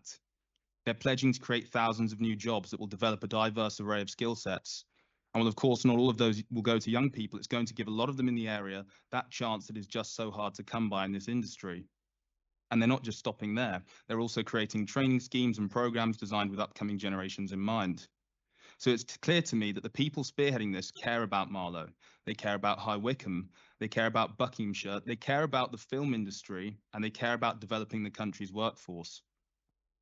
Yes, it's natural when anyone says they want to build something or start something new, they're going to face pushback from people who have doubts. But without trying to speak on behalf of everyone, I can tell you for sure that there's a significant amount of people my age, my generation, the next generation of filmmakers who have no doubt that going ahead with Marlow Film Studios is the right choice. Thank you. Thank you very much. Could you email a copy of that too? Yeah. Okay, Councillor Stuart Wilson, please.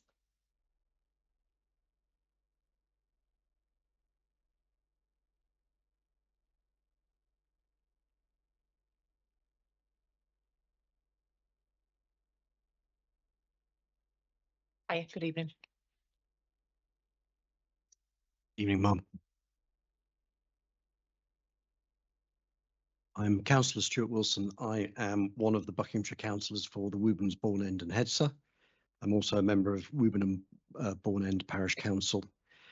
I wrote to you last week into giving you our views generally in terms of the reasons we think you should continue to refuse this application, but I felt there was some important new news that would be worth sharing. Until the Marlow Film Studio application came in, the housing developments in our area were the biggest news in terms of controversial development, and that was Slate Meadow Policy BE1 and Hollands Farm Policy BE2 of the Wycombe Local Plan adopted in 2019. Both of those developments, Slate Meadow was identified for 146 dwellings, and that has now received full planning consent. And Hollands Farm is still at the outline planning stage with a view of applications in 432 dwellings. You'll be aware that in the Wycombe Local Plan, part of the rationale and for the delivery of those was the creation of a SANG, a suitable alternative natural green space, on the area at Little Marlow, defined as policy RUR4. And that was to offset, mitigate impact of development in Bourne End on the special area of conservation at Burnham Beeches. Now, it is important that we understand, and I think to some extent it's been forgotten in all of the debate around the film studio, that actually the Wycombe Local Plan specifically required policy RUR4 to be in place to offset all of that housing development that is going into the area. And in fact, that built on the supplementary planning document of 2002 in defining that space in Little Marlow for a country park. I believe there's a lot of misunderstanding in terms of the representations about the purpose of Greenbelt. And obviously you will understand that, but perhaps others have less understood that it is to prevent the coalescence of communities and urban sprawl. And representing the villages of Bourne End and Woburn, we're very mindful that development on an area of land that was previously identified of not having development and being purely for recreational and leisure use would actually start to impinge on the other villages, including Little Marlow, and heading towards Bourne End. So I think it is really important that we don't lose sight of the fact that policy RUR4 was put in place with a clear purpose against other policies within the Wickham local plan, specifically BE1 and BE2.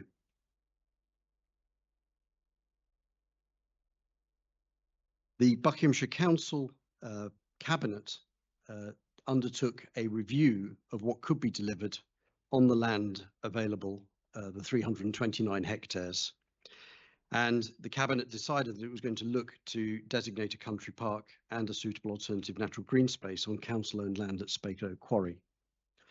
That work started just over 2 years ago. And on January the 2nd, Buckinghamshire Council Cabinet took a decision to progress that proposal. Because I felt very strongly, as did 22 other members of Buckinghamshire Council, councillors, that this was underselling what had been promised to residents, both existing and future residents of the area for the development at Hollands Farm, that we would call in that decision. And in my letter to you last week, I said that that call-in was pending review by the Council's monitoring officer.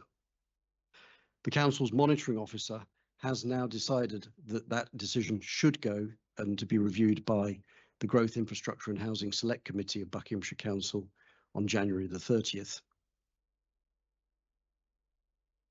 That details of that were published whilst after this session had actually started this evening, and I'd be happy to forward those details to you. The reasons for the call-in that will be held by the Select Committee is the concern that the proposal as set out in the report to Cabinet may be outside the budget of the Council and therefore can't be delivered, and a concern that the decision may be unlawful because it is unreasonable, specifically because certain key stakeholders cited in the Cabinet report did not appear to have been consulted about their engagement with the proposal. Now, the implications of that is that obviously the inability to deliver the SANG was considered at the time by the Strategic Sites Committee to be one of the material grounds for refusal. And had the Cabinet decision stood, then that ground may have fallen away. Being here, I'm telling you that that decision now is subject to call-in and therefore would still remain to be a material ground for refusal. If the call-in is successful, then I have requested that there is a delay to the Cabinet decision on the designation of a country park and the SANG to allow all the appropriate bodies who have responsibility in Little Marlow appropriate consultation, as well as allowing the Council the time to make the adequate budgetary provision. So I wanted to speak here to draw your attention to the fact that the Cabinet decision on the SANG and the country park has been called in and therefore is still pending and has not been made. Thank you. Thank you. If I can get an update on that from the main parties, particularly the Council, please, in the morning. Thank you. Thank you.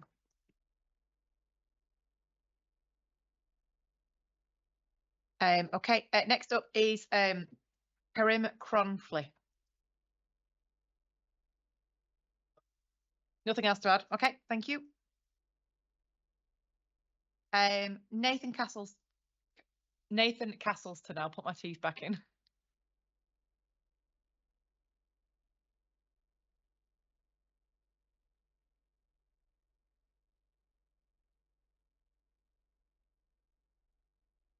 Hiya, good evening. Good evening. My name is Nathan Castleton. I'm a director and producer alongside leading 2 educational bodies for the UK film industry, where I've been operating in the last 7 or 8 years. Now, when I was young, I grew up next to Leavesden Studios and have fond memories of asking my mother to go the long way to school, which involved driving past those studios just so I could catch a glimpse of what was being filmed. Now, of course, back then it was nothing more than a tin shed with the word Leavesden sort of strapped along the side, but It's really grown to something else then and really instilled the sort of foundation of the career that I've ended up forging today. Since then, some of the faces and names I watched in behind the scenes videos, I'm now fortunate enough to call friends and colleagues, and have since learnt the sheer scale of our industry. And it turns out you don't have to be a huge Hollywood star or director. You can be an accountant, you can be a mechanic. And really, in the film industry, there is a job for anyone. And currently, there is a huge skills gap, which really has become a lifetime mission of mine to help fill. And I know is a shared passion with the wonderful team behind Marlow Film Studios. Now, you might be thinking, well, where am I going with all this? Well, I want you to consider the young people of our area, many of which who just maybe could be inspired by the idea of their next career on their doorstep, whether they do have ambitions of becoming that big movie director, or indeed they acquire the skills of a carpenter. The build of Marlow Film Studios isn't just about the bricks and mortar on our doorstep. It's really about the opportunities on our doorstep and the community that it could provide for our current generation and the generation of tomorrow. And in fact, on the way here this evening, I had a few thoughts, first of which I think there's a bit of a misconception that the film industry is quiet. I was working today and I can tell you it's not. It's incredibly busy. That's the first point.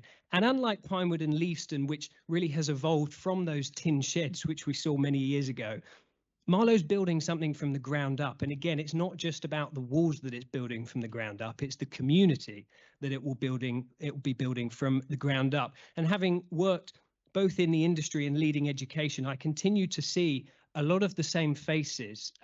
Again, there seems to be this confusion that people come in from overseas to work and then they fly home. If there's a career here for them, they won't. They will stay. Now, in addition to the sort of longevity of a career in film, just coming back to my first point, it's not just about the filmmakers, it's about every other sector that the film industry can supply and the infrastructure that it will require innately if it gets built and the jobs that will bring forward. And finally, just from the viewpoint of me, somebody who's grown up next to a film studio and am still deeply embedded into those communities today, me and my peers have very much supported its growth. Even my grandmother, who's an incredibly hard nut to crack, she's seen the investment that's resulted in the area, whether it's been a better road network, the collaboration with local businesses to supply food, drink and infrastructure, and indeed the people. So if this were to be rejected, how would you feel telling the next generation of tomorrow, sorry, we turned down an opportunity for work and we turned down an opportunity for education because we didn't like the look of some buildings? Thank you. Thank you very much. Thank you. If you could email that over as well, please. Yeah. Thank you. Okay. Next up, I have Semper Aziz Harris. Gone home. Okay. No problem. Susie Jones.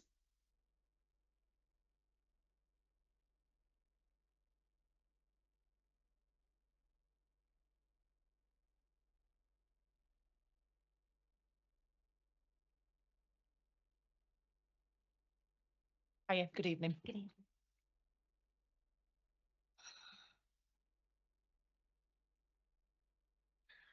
evening.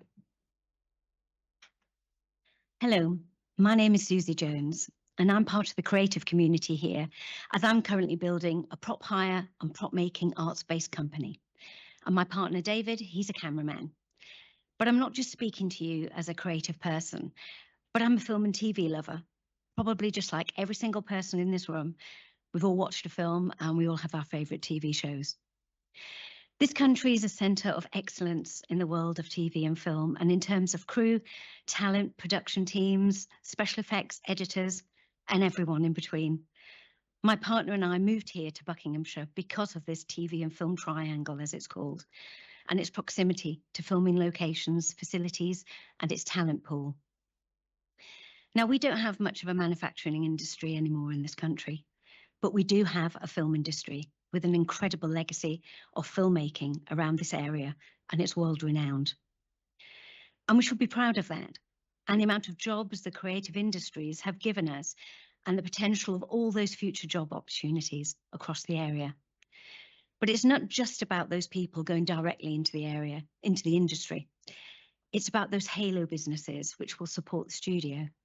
Those local businesses who will provide goods and services from cafes, restaurants, taxis, hotels.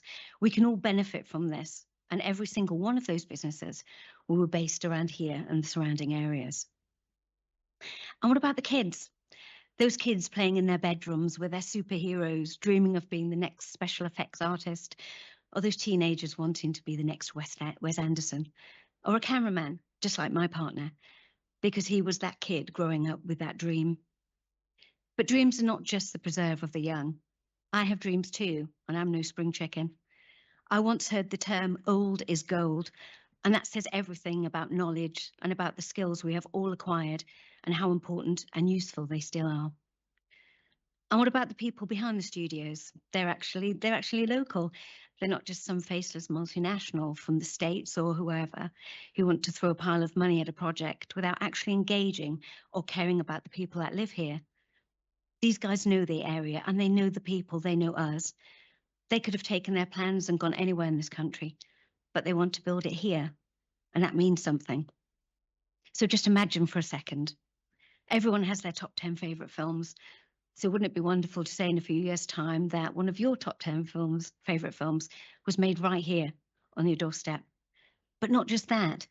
You know that scene with all the horses in it? Well, those horses came from the stables at West Wickham. They set up a new business providing animals for film and TV when they heard Marlow Film Studios was going to be built. And also Tony, that runs a cab firm in Marlow.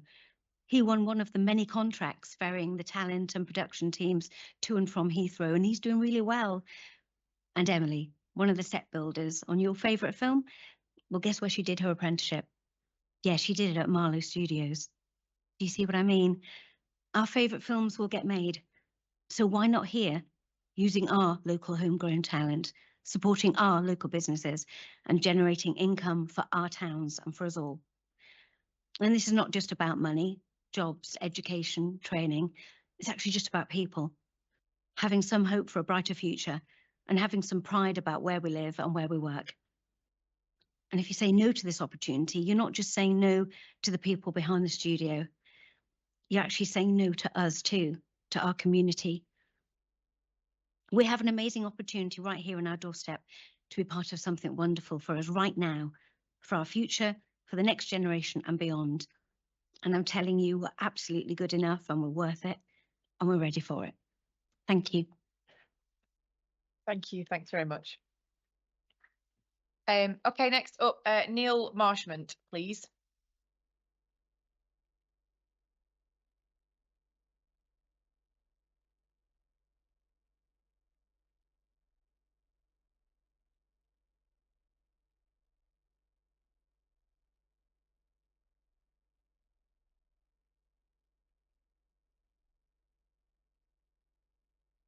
Good evening.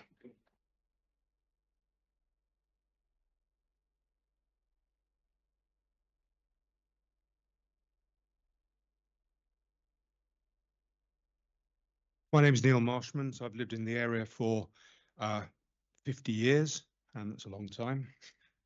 I'm a local photographer, but I'm also a local business person. So having lived for my whole life in High Wycombe, I've had the experience of watching the town evolve over time. However, the evolution has not always been positive, and the town suffers from a lack of real opportunities, and the town has lost its identity along the route. It is a place close to my heart, and I hear a great deal of negativity in the town and not a lot of positivity about what we can do. I see Marlow Film Studios as an opportunity for this area to deliver positivity and opportunity to not just to myself, but to businesses and to the young people in this town. So my involvement with Marlow Film Studios, I first learned about the Marlow Film Studios and the opportunities it would bring to our community. I was immediately intrigued. I joined the newsletter group right away, eager to learn and become involved in any way that I could support. Over the past 3 years, I've gained a deep understanding of the studio's plans and aspirations. I've also had the chance to witness shared passion and like-minded individuals all envisaging a bright future for our area. For me, the potential benefits go far beyond the financial investment. It is about creating real opportunities that have the potential to transform lives. I'm a father. I've got four kids. Well, they're kids. They're 20 plus. And I'm looking for opportunities for them. I'm looking what they're going to have, what opportunities they're going to have in the future, and not just them, but their children.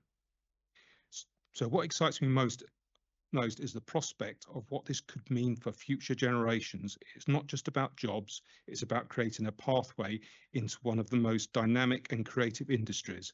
For young people, whether they're still at school, pursuing higher education, or just starting their careers, this represents an extraordinary opportunities, from careers in set design, filmmaking, acting, technology, and the ever-evolving world of AI. The possibilities are endless. This could be a launchpad for an incredible growth and innovations both locally and nationally. I understand and respect the concerns of some people in the community may have regarding the proposal. However, I've also seen how Marlow Film Studio are actively working to address these concerns, presenting a vision of sustainable growth and meaningful opportunity. The studio's plans aren't just about boosting local economy, they aim to make an impact on the UK's creative landscape. If this proposal is declined, I can't help feel that we may one day look back with regret at missed opportunity. The potential for growth, innovation and inspiration is something we shouldn't overlook. This is a chance not only to enhance our area, but to shape the future of an industry with limitless potential. Thank you. Thank you. Could you email a copy of what you've just said? Thank you. And Susie Jones as well, I didn't ask you, you can. Thank you. John Brain, please.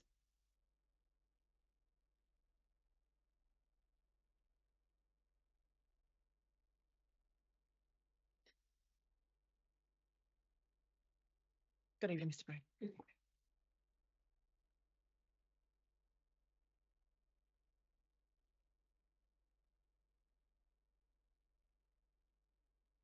evening. So my name is John Brain. I'm a local resident living in High Wycombe. I'm a science teacher, chemistry teacher, but I'm also a creative person, musician and performer.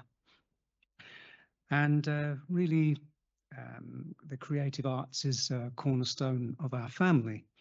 And we believe strongly that having an amazing facility like Marlow Film Studios on our doorstep will bring a huge increase in the local economy and employment opportunities for creative young people of the area and for everybody else too. I'm of course speaking for all creative people, but naturally having an interest in, particular interest in my own son finding work in the industry, which motivates and excites him.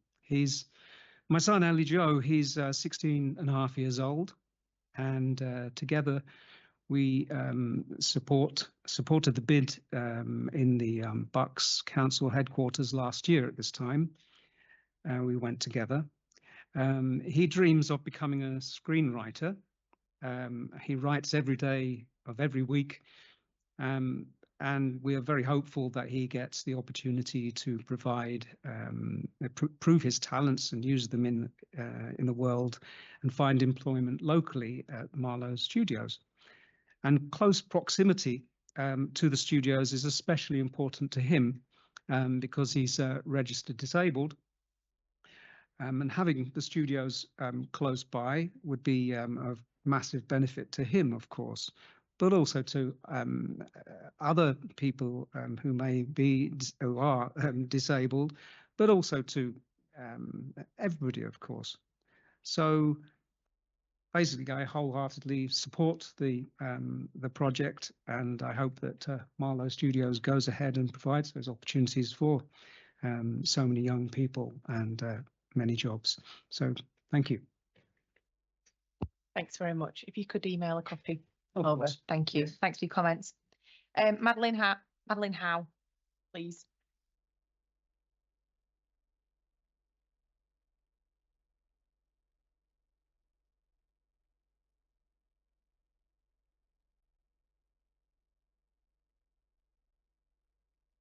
Good evening. Thank you. Right, well, my name is Madeline Howe. I'm a resident of High Wycombe. I have been since 1995. And like a lot of other people here, I want to focus on the potential benefits of this development for the young people in this area from a slightly different background, I suppose. And I also want to say, as one of the previous speakers did, I really respect all the views that have been expressed tonight, particularly that young lady who spoke so eloquently about the wildlife that she so values in her area. That's wonderful to hear. So I have significant experience working in the community in local government, and since retiring in 2016, I've been involved in a number of community projects and initiatives. For several years, I was chair of a £1 million big local lottery programme in one of the deprived areas of High Wycombe, which is when I realised the full extent of the lack of opportunities for young people, and this became a priority for us. Young people's provision is traditionally the poor relation when budgets are limited. And I've seen at first hand the huge benefits that even a small investment can make to the realisation of young people's potential and the resulting impact on the wider community. Despite being at the centre of so-called leafy bucks, High Wycombe is a town with some significant areas of deprivation, and the opportunities offered by the Film Studio scheme would open up a much-needed avenue for education and training, as well as quality employment, well covered by other speakers. The creative industry is strong and growing in Buckinghamshire, and it is a sector to which young people are increasingly attracted. And the entry-level opportunities in that sector may not require the same standard of educational qualifications traditionally required for those entering the job market, which widens the opportunity for many of our local young people. I've been part of our local community radio station, Wycombe Sound, for 10 years, latterly as Communities Director, through which I have an insight into the appetite of young people to explore a career in the broadcast and music industries. We are so very fortunate to have local institutions of further and higher learning that recognise the importance of the sector and of course is leading to employment. How great would it be to have some of those jobs virtually on our doorstep? This is an opportunity we really want and need. Thank you. Thank you very much. If you can send a copy of what you've said. Thank you. Georgina Harris, please.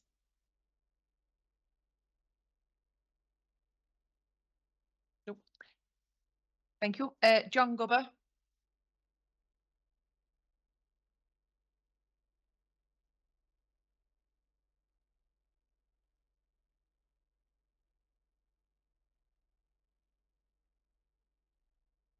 Hiya, good evening.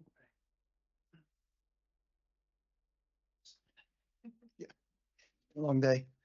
Hello, my name is John Gubber. I'm an independent filmmaker based in Marlow High Street for more than 30 years. First arrived in Marlow with a young family in 1992. I've worked for ITV, BBC, Sky, many broadcasters around the world. I come from a family well known in the film and TV business. My last feature-length documentary was shown in the cinema in Malta, and last year I filmed in 4 different countries outside the UK, including both the USA and Canada. Since I set up my business down the years, I've employed dozens of freelancers and full-time staff. I've had facilities both at Pinewood Studios and in London. I know what amazing talent we have within our local community, but something is missing. We're missing what I believe will be a much needed media hub that well and truly puts filmmaking in Buckinghamshire at the heart of our community. I currently spend a lot of my time travelling to other locations outside Buckinghamshire to film and to produce content. I'm here to support Marlow Film Studios as a much needed resource in what I believe is the absolute perfect place. That's because there is nothing else of its potential in this area. Marlow offers something far more beneficial to Buckinghamshire than what we currently see at Pinewood, for example. The whole ethos of Marlow is to provide a media hub for the filmmaking community throughout the whole of Buckinghamshire. It's not just about Marlow. I'm proud to be part of the creative community that is bringing billions of pounds to our economy in the UK. And here in Buckinghamshire, we have an incredible opportunity to have a much bigger role in this remarkable success story. Over the next 4 years, the global film and TV business is expected to expand by 25%. We all know the British government wants a share of that pie. Here in Buckinghamshire, we are perfectly placed to be part of that growth. I'm here to argue that rejecting that opportunity will be a criminal waste of opportunity for Buckinghamshire and, more importantly, for the people of Buckinghamshire. The biggest argument against this happening appears to be based on preserving the green belt. But that, in my opinion, is a deliberate misrepresentation by a minority of short-sighted residents who have made a lot of noise with no real substance. We're talking about a disused quarry next to a dual carriageway. Just think about that for a moment. A disused quarry next to a dual carriageway. In fact, the plans for Marlow Film Studios will greatly enhance this area and open up the surrounding countryside for better access by local residents. I've heard it argued that by creating jobs for the local community, we'll be creating extra traffic at peak times. This is again misleading and, in my opinion, disingenuous for a number of reasons, but I'll give you 2 big reasons. Firstly, many of the existing filmmakers and people working in the media who live locally, like myself, are travelling into London or further afield to work. In my case, I make 3 or 4 trips a month up north to Media City in Salford to produce content for the BBC. I'll argue that it will have much less impact on local traffic if people like me are able to do more work locally in Marlow. And as anyone who works in the media will also know, it's rarely a 9-to-5 job. I personally never travel during peak times. In fact, most days I do not leave my office in Marlow High Street before 8 p.m. in the evening. And it's extremely rare for me to arrive in Marlow before 11 a.m. in the morning. I deliberately avoid peak times. Over the past 30 plus years working in Marlow, I've seen a lot of changes in the High Street. Currently, I see Marlow businesses struggling to keep their doors open. The town badly needs new business, and the presence of Marlow Film Studios and the jobs it will bring to the area are going to help breathe new life into the town. I did hear an earlier speaker say that Marlow town is thriving business-wise, but I'd like to disagree. I mean, I've been in, as I said, Marlow High Street for over 30 years. My rent has doubled, and I've seen a lot of other business owners struggle to stay in the town for reasons like that. It's not so long ago that we saw a record number of units in Marlow empty. I think there are 30 plus units empty in Marlow. So it's not always been a thriving town. I still think at the moment a lot of people are struggling to hang on, and we need something like Marlow Film Studios to give us a boost. That's a little bit of a deviation from the script, so I'll try and add that in. But Marlow Film Studios will do a lot more than that. It'll do a lot more than breathing new life into the town. It'll benefit both existing filmmakers and media professionals like myself, as well as giving a valuable point of entry to the next generation of filmmakers. It'll give youngsters throughout Buckinghamshire, not just in Marlow, an opportunity to follow their dreams and learn the skills to do so in our county. This is not just about Marlow. It's about turning a disused area into something useful that will benefit the whole of Buckinghamshire and the people who live here. This area also already boasts some of the world's greatest storytellers, a community I'm extremely proud to be part of. Let us grow our community for the benefit of Buckinghamshire by allowing the creatives behind this ambitious project to go forward with Marlow Film Studios. Unlike other projects that have fallen by the wayside, one thing that I believe makes Marlow unique is that it's being driven by industry professionals, a facility for filmmakers created by filmmakers. It's people like Robert Laycock, the CEO and co-founder of Marlow Film Studios, that gives this project its authenticity. We're not just talking about investors who recognise the massive potential to make Marlow a successful part of the British film and TV sector. We're talking about some of the most experienced filmmakers in the business. So please don't waste this opportunity and do the right thing. Allow Marlow Film Studios to bring something wonderful to Buckinghamshire, something that this and future generations can be proud of. Thanks for listening. Okay, thank you. I'll send you. Thanks. Okay, next up, Rick Mason, please.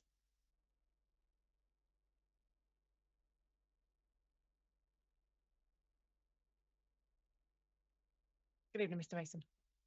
Evening, ma'am. Thank you. I'm South African, and we struggle with the rule of law in my country. So just to see such a civilized conversation, even though people hold very strong views, yes, it's something that I admire. So my name's Richard Mason. I'm a novelist and filmmaker. I've created high-end television projects for Sky, Apple TV Plus, Universal, FX, Fremantle Media, the BBC, Channel 4, Disney, and Hulu. I'm also Robert Laycock's life partner, but that's not why I'm here. I'm here, ma'am, to give you a first-hand account of the challenges facing those of us who are trying to make high-end, big-budget film and television projects in the UK. And I'll speak from my experience as the creator and showrunner of History of a Pleasure Seeker, a big-budget television musical I made for Disney and Hulu. I wrote the novel History of a Pleasure Seeker in 2007, and I spent 15 years trying to get that made. 15 years later, Hulu greenlit one of the biggest budget pilots they'd ever moved forward with. I'd worked through that process with Michael Gracie, who directed The Greatest Showman, Julianne Robinson, who directed Bridgerton. And when Hulu gave us that money, they wanted us to go to Canada. And I said, no, we're going to do it in the UK. As an immigrant to the UK, it mattered to me to pay back to my adopted country, but also the UK has the best crews.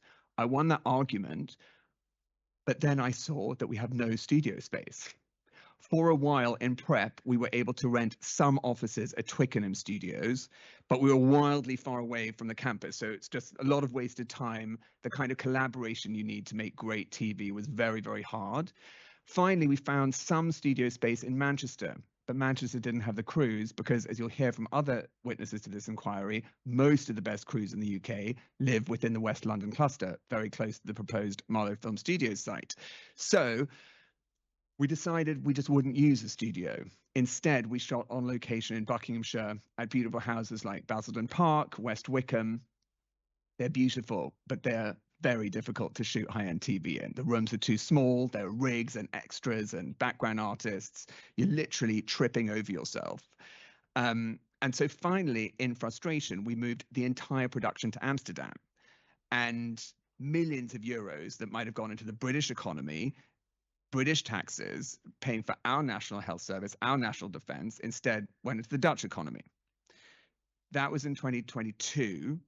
As you'll know, there were two significant strikes in 2023, the Writers Guild of America and SAG-AFTRA, which represents actors, and that halted all American production.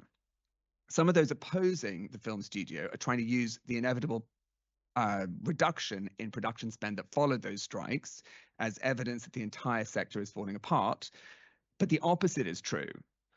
My writing colleagues and I, unable to take paid employment from US studios, didn't stop writing. We wrote and wrote and wrote. We had the time to develop ideas we'd been nurturing for years, and those ideas are now finding homes at networks across the globe. You've been told that the UK has all the studio facilities it needs to satisfy global demand. That's not true. The data used to support that assertion are based on figures from a time when the industry was on strike. It's not reflective of what we're seeing now on the ground. And I'd like to quote from the Film Distributors Association's recent report dated 3rd of January 2025. Comscore announced today that the UK and Irish territory box office for 24 surpassed the 1 billion mark for a second consecutive year following the global COVID pandemic. As more of the world's population comes online, the global demand for screen entertainment will grow. The strike is over and our recovery is in full swing. What will also grow are the efforts of competitor nations to grab those lucrative production spends for themselves. And why not? According to Olsberg, 2/3 of production budgets go outside filming to the local and wider economy, as you've heard tonight. In the global struggle to make the best film and TV, the UK does have some key advantages. English remains one of the world's most important languages for movies and TV. Our crews are second to none. We have landscapes and townscapes that rival anywhere in the world. But we need studios. We need studios of scale, studios in the right places, and studios that rival the uniqueness of the great Hollywood lots like Universal. I acknowledge that Mr. Kershaw, giving evidence for the Rule 6 parties, doesn't share my view. I read his evidence with great interest. In his opinion, 3.14, quote, the recent peak TV surge in high-end TV production is clearly over. Consequently, the overall growth in demand for production space is widely expected to be significantly lower in recent years. Mr. Kershaw has a wide array of opinions on the global film and television industry. He's also, and I quote from the opening page, a recently retired technology executive with a BSc in electrical and electronic engineering from the University of Birmingham. I understand and appreciate that he's a seasoned professional, but as you accord weight to the many opinions voiced to you during the course of this inquiry, ma'am, I leave you to decide whether to lend greater credence to Mr. Kershaw's views or to those of James Cameron, whose movies have grossed over $8 billion, and to those of Sir Sam Mendes, Sir Paul Greengrass, Richard Curtis, Andy Serkis, and Tom Cruise's producer Chris Brock, all of whom have publicly backed the studio. James Cameron made Titanic, Terminator, and Avatar, among other iconic films. In his view, and I'm going to quote here, UK filmmaking capacity will be in ever greater demand as studios embraced advanced technology. He thinks the Marlowe project is, and I quote, tailored to the needs of filmed media in the 21st century and beyond. In his letter of support, Jim wrote that, quote, the 22.5% of global box office the UK delivered in 2023 will grow. He sees Marlowe Film Studios as a potential UK and European base and training centre for Lightstorm 3D, the company he set up to develop, and I quote, tools to create, experience and enjoy new and mind-blowing forms of media. That's right. One of the world's greatest directors sees Marlowe Film Studios right here in Buckinghamshire as a place he wants to work, and he could work anywhere in the world. Jim has just announced a comprehensive multi-year partnership with Meta to revolutionize all visual media. Meta is a key global player who had barely entered the entertainment market when Mr. Kershaw wrote his evidence. Sir Sam Mendes, who directed Skyfall, American Beauty in 1917, has also come out in support of Marlowe Film Studios. In his letter of support, Sir Sam said, and I quote, Marlowe Film Studios is exactly what the industry and the economy need right now, and we owe it to our young talent to deliver if we possibly can. Sir Paul Greengrass, CBE, director of The Bourne Supremacy, The Bourne Ultimatum, and United 93, for which he won a BAFTA for Best Director and was nominated for an Oscar, is a passionate supporter. So is Richard Curtis, writer and director of Four Weddings and a Funeral and Love Actually. Andy Serkis, who directed Venom and famously, you'll remember Gollum, precious, was Gollum in The Lord of the Rings, said, this is a phenomenally well thought out idea. I don't think that those who oppose the scheme, he didn't use those words, are fully cognizant of what this is going to bring to the region and the country. Chris Brock, Tom Cruise's producer, has been working on the Mission Impossible films for 27 years. He wrote to Buckinghamshire Council to say that Marlowe Film Studios, and I quote, if realised, would be, in my opinion, the premier studio in the United Kingdom. And people have often addressed the fact that Pinewood has slowed its expansion. I don't know Pinewood's business case, but if I was running Pinewood and I saw a potential phenomenal purpose-built competitor, I would also delay it until I saw whether that competitor was given the go-ahead. That's just my opinion.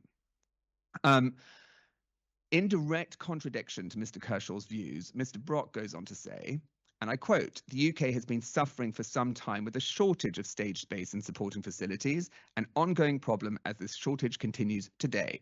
There have been a number of pop-up studios coming online in recent years, though rather disappointingly, the majority of these are badly executed and seldom properly thought through. And you'll have heard that some of those have folded, not in the same category as Marlowe. Again, directly contradicting Mr. Kershaw, he says, and I quote, there continues to be a strong demand for more stage space in the UK. This is exactly why Marlowe Film Studios will make an essential contribution to the future of our craft. It's especially well suited for the needs of crew and filmmakers. A facility of this quality in the location proposed will be welcomed with open arms by producers, crew and talent. The economy in Marlowe and all of its surrounding areas will certainly benefit from it. Not to mention the many opportunities for those aspiring filmmakers in training currently. And I've loved hearing from some of them tonight. Mr. Brock said, I implore you to support this project. I'd like very briefly to discuss the needs of independent films, which haven't really been addressed so far tonight. With UK studios full to bursting with mega budget films made by the likes of Disney and Netflix, where do independent films shoot? Marlowe Film Studios' first-class campus will create vital space in a crowded market, accommodating high-end film and TV, and freeing up space in other film studios for burgeoning independent sector films. And those films and their future have been given very powerful backing by the Chancellor's new tax credits for independent film, as I'm sure you're aware. I would briefly like, I know this has been touched on, but I just personally want to talk about a moment that I witnessed. I sat through all the Strategic Sites Committee hearings, and there was one moment in particular that stands out to me. A councillor with experience in film and TV spoke against the development, and she said words to the effect of, "I've worked in film and television all my life. We've only ever given jobs to the children of our friends. The idea that Marlow Film Studios would generate local jobs is," I think she used the word ridiculous, could have been ludicrous. And I sat there and my heart sank and I thought, this is exactly why you need Marlow Film Studios, because film and TV is a hard world to break into. You need to be meeting people, coming into the industry, having exposure. According to the Bucks Data Exchange, 33% of children in the Booker, Cressex and Castlefield ward live in absolute low-income families. In Aylesbury South West, the figure's 27%. In Totteridge and Barradine, it's 23%. That's nearly 1 in 4 children living in poverty. At the same time, 1 in 5 young people in the UK list the screen sector as their chosen career, and those careers last for life and pay 20% more than the national average. In many cases, you don't need A-levels or university degrees to excel at them, and that makes them perfect for passionate young people who maybe didn't get the easiest start in life. You've heard from Bucks College Group about the incredible pathways into the industry offered by Marlow's 11,700 square foot Culture and Skills Academy.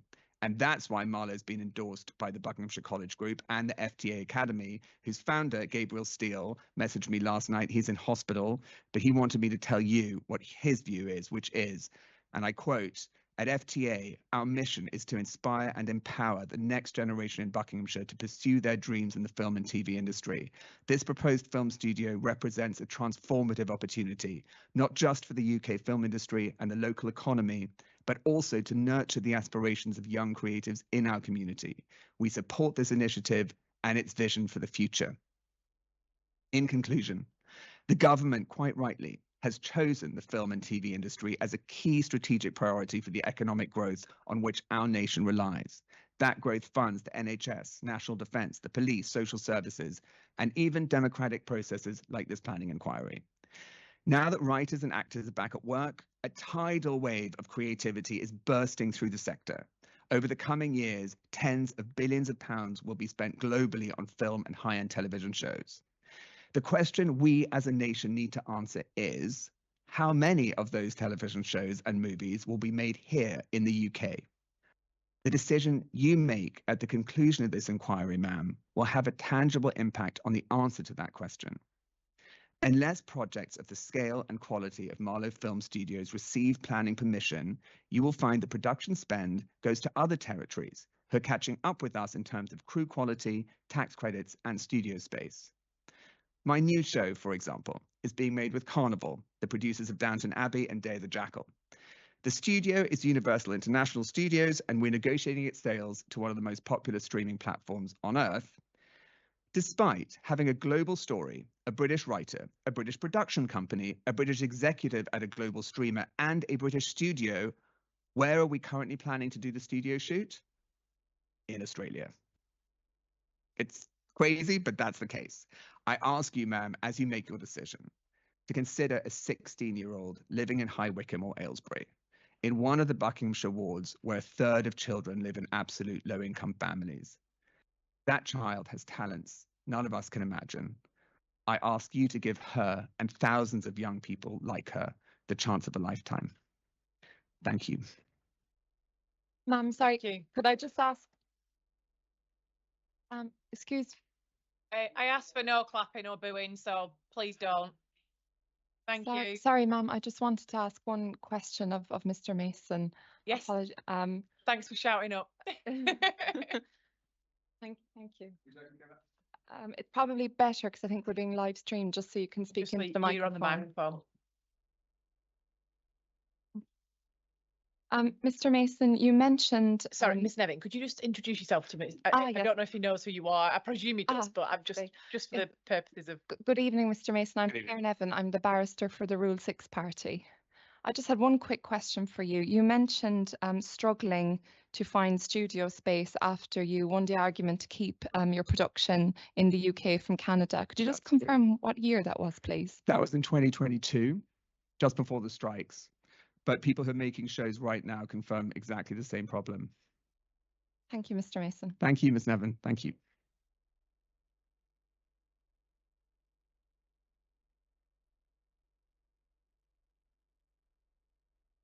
Thank you. Mr. Mason, can you email a copy of what you said? Thank you. Right, we are at 22 minutes past. I've still got quite a few people left to hear from. I'm going to try and get through as many as I can, but if you are just repeating points, please just don't come up, because there's just no point, because I've heard it. Okay, Henry Hereford.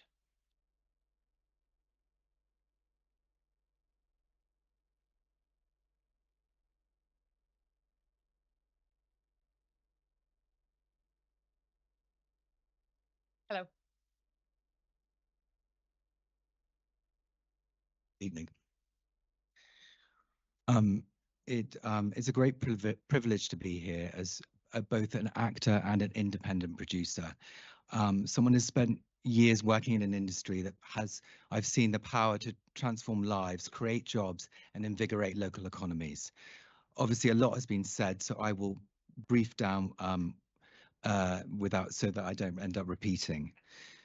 But I would like to speak about the next generation of filmmakers and technicians, those of who I see on a regular basis when I'm working within the industry. And they want to be part of this thriving economy. Film, like other creative industries, can often seem like an exclusive world, one that's difficult to enter unless you have the right connections or the financial means to study in an expensive film school. Many young people, often from working class backgrounds, dream of making their mark in the film world, but the cost of education, moving away from home and living in London or other major cities is prohibitive. We have the opportunity here to create, by creating Marlowe Studios, a space that's accessible, inclusive, and focused on practical hands-on training, something that traditional education lacks. Rather than simply attending lectures and seminars, young people have the chance to learn directly from industry professionals, sound engineers, lighting designers, location managers, set dressers, costume designers, and so many more, jobs that they may not have even known existed. This studio can offer traineeships, apprenticeships, and entry-level opportunities where young people can learn on the job, and they will train in real environments with real productions. This is an invaluable experience that can set someone up for a lifetime career with no student debt hanging over their head.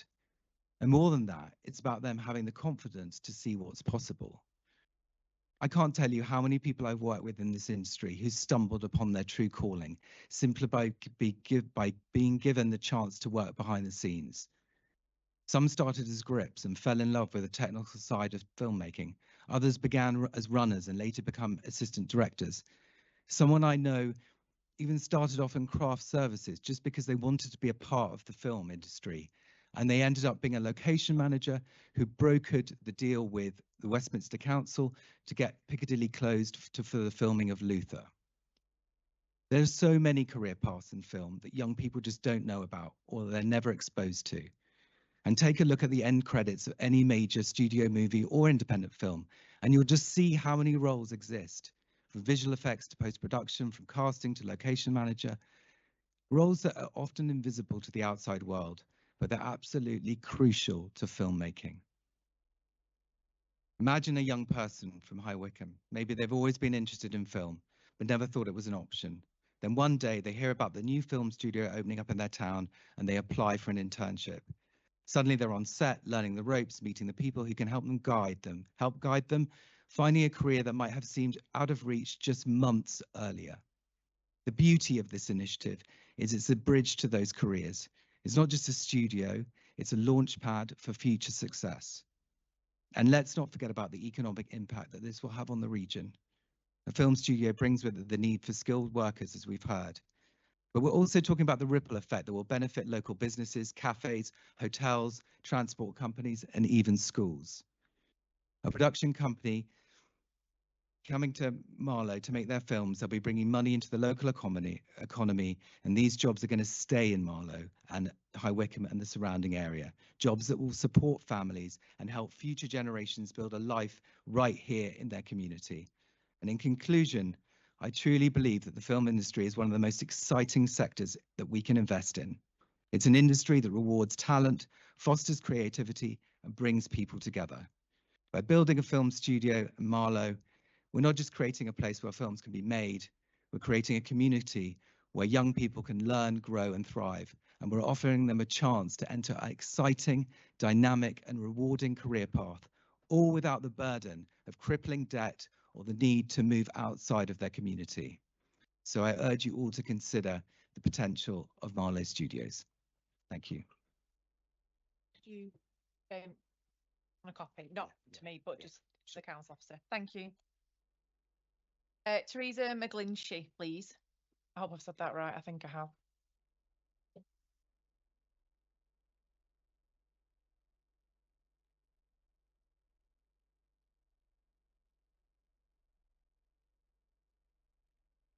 Good evening. Good evening. My name is Teresa and I speak here as a member of the public that has worked in the film and TV industry in finance for some 20 years. Most recently, and up until last month, I worked for Warner Brothers Studios Leavesden, and I looked after all aspects of the studio finance and was there for almost 10 years. Prior to that, I spent 8 years working for the independent children's TV company Ragdoll, who are based at Pinewood Studios. They're probably best known for creating Teletubbies, Brum, Rosie and Jim, In the Night Garden, but to name a few. I do not profess to be an industry expert, but today I'd like to speak about two topics. Firstly, the health of the film and high-end TV industry currently. During my time at Leavesden, we saw very high occupancy rates, particularly in the post-COVID era. I signed a non-disclosure agreement, so I can't divulge any hard and fast figures, but needless to say, many a time we could have filled the studio twice over. Leavesden not only serviced its own Warner Brothers Discovery productions, but third-party companies too, such as Sony, Universal, Paramount, Netflix, etc. Some of you may know that Disney have signed a 10-year block book deal at Pinewood Studios. That's a 10-year deal. So if that's not demonstrating that the UK film industry is alive and well, I don't know what is. I can't share what's in the pipeline for Leavesden, but in my professional opinion, the industry is still booming. People are still streaming, people are still going to the cinema, and I see no end to that. The demand for content and therefore the demand for facilities to create that content in is still very strong. It's alive and kicking. Storytelling is still important. The bubble has not burst and shows no sign of doing so anytime soon. My second point is regarding the construction works and its impact on local residents. I am sympathetic to the residents of Westhorpe Park and the surrounding areas. I think you'd have to be heartless or daft to discard their concerns. However, a few years ago, Leavesden was granted planning permission to embark on its own master plan project, and I have seen firsthand that this kind of project has been implemented very well. Warner Brothers are expanding their existing site from 20 to 30 sound stages and adding numerous workshops, offices and support spaces, including an additional multi-storey car park. Many hoops were jumped through to gain planning permission, as the location of the studio is slap bang in the middle of the village of Leavesden, just outside of Watford.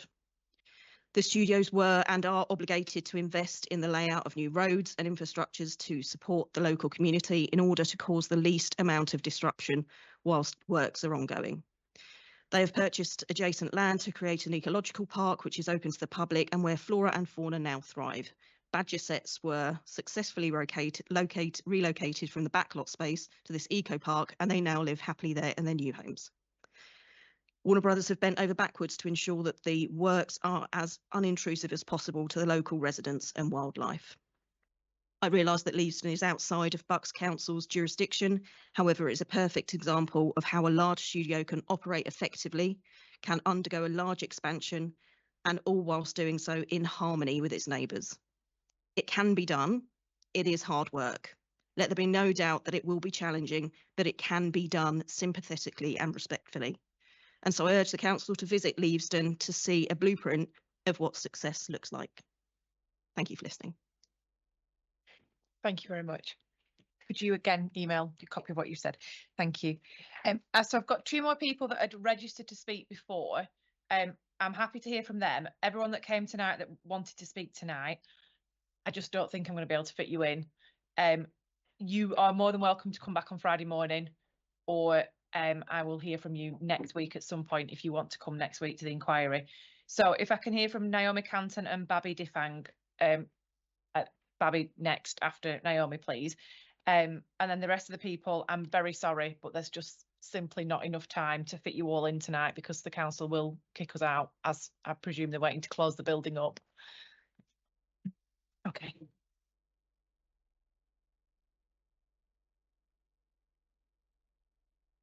Hello, my name's Naomi Canton. I'm a journalist based in Maidenhead, which is 10 minutes from Marlow. When I first heard about Marlow Film Studios, I was so excited. To me, it represents a fantastic opportunity for the entire area, bringing a world-class film studio here that would be used by Hollywood, Bollywood, and streaming companies like Netflix, YouTube, and Meta. Being a freelance journalist myself, I'm constantly looking for side hustles to boost my own income. I could imagine getting freelance or part-time work at the studio, which would be just down the road for me. And maybe I'd work in production as an extra, or even I could do a script writing course and expand my own skills. It's not just a film studio, as others have said. There's going to be a culture and skills academy with fully funded bursaries and training places for local people. This would open up so many opportunities for people like myself, and not just me, but many young people and people of all ages across Buckinghamshire and Berkshire who wish to work in the creative sector. We heard earlier from a film student who made that point very, very eloquently. There is, in fact, barely any major industry in this area to employ graduates. Most leave and move to London and other big cities. I actually grew up in Maidenhead, and had Marlow Film Studios been here when I graduated from university, I may well have stayed in the area. Instead, I moved to London, as did all of my friends, and I only returned here 2 years ago. The studio is a huge investment that will create 4,000 jobs, and Marlow, as we've discussed, is a wonderful town packed with shops and cafes. The film crowd would love to go there and spend cash in all these places, and the whole town would benefit as a result, as would hotels, restaurants, taxi companies, and so many other businesses that the film crowd would themselves use. It would also bring fantastic networking opportunities for local people, enhance social opportunities, and friendships would be made. In fact, Marlow recently got a very trendy Everyman Cinema, and I went to the opening night of that, and this film studio would complement that cinema very well, making Marlow a destination for film lovers. There are not many jobs in this region for people other than in retail and hospitality. This film studio would offer hope and ambition to young people. I don't think people would disagree if I say that the UK economy is not in particularly great shape at the moment, and it hasn't been for some time. The creative sector is one of the sectors that we as a country do so well at. Our TV, theatre and film industry is world renowned. So I don't think we should turn down an opportunity like this. I understand that Hollywood likes using the UK for filming in, and so does Bollywood. For Hollywood, the UK is seen as a place which is cheaper, and they've had a lot of problems in America recently caused by the strikes. And I think the UK is seen as a very attractive destination for Hollywood studios. If we have this studio, it will create a whole new generation of makeup artists, sound engineers, producers, directors right here in this area. And of course, if Marlow does not take this opportunity, another place will, perhaps another country will. And this will leave scores of young people without skills and opportunities. The studio is in fact being built on a former landfill site, and a quarter of the overall site is going to be dedicated to wildlife, nature and recreation. There will also be new bus routes, cycle routes, and I understand they're planning on improving the road infrastructure, which will help with traffic. I feel it's an opportunity not to be missed, and we need to think about the future and the boost to the local economy that this will bring. I understand the current government wants to build 1.5 million new homes, and I don't think that can be done without creating jobs at the same time. So I urge you to overturn the decision of the council and give permission for the studio. Thank you very much. You can send a copy. Thank you. And then Babi Difang, please. Not here. Not here. Okay, that's it then. So that concludes tonight's session. Anyone that hasn't had the chance to speak, if you want to speak on Friday morning, please will you let the council officers know at as you're leaving the building. And I'm sorry we haven't had a chance to fit you all in tonight. I do apologise. Yes. Mr. Asif at the on the way in, yeah, or his colleagues with him as well, I think. And I don't know her name, but she may be able to help as well. So thank you everyone for your contributions. I appreciate you all coming. Anything to raise before I adjourn for the evening? No, okay, excellent. Okay. Have a nice evening, whatever's left of it, everybody, and I'll see you all at 10 a.m. tomorrow morning. Thank you.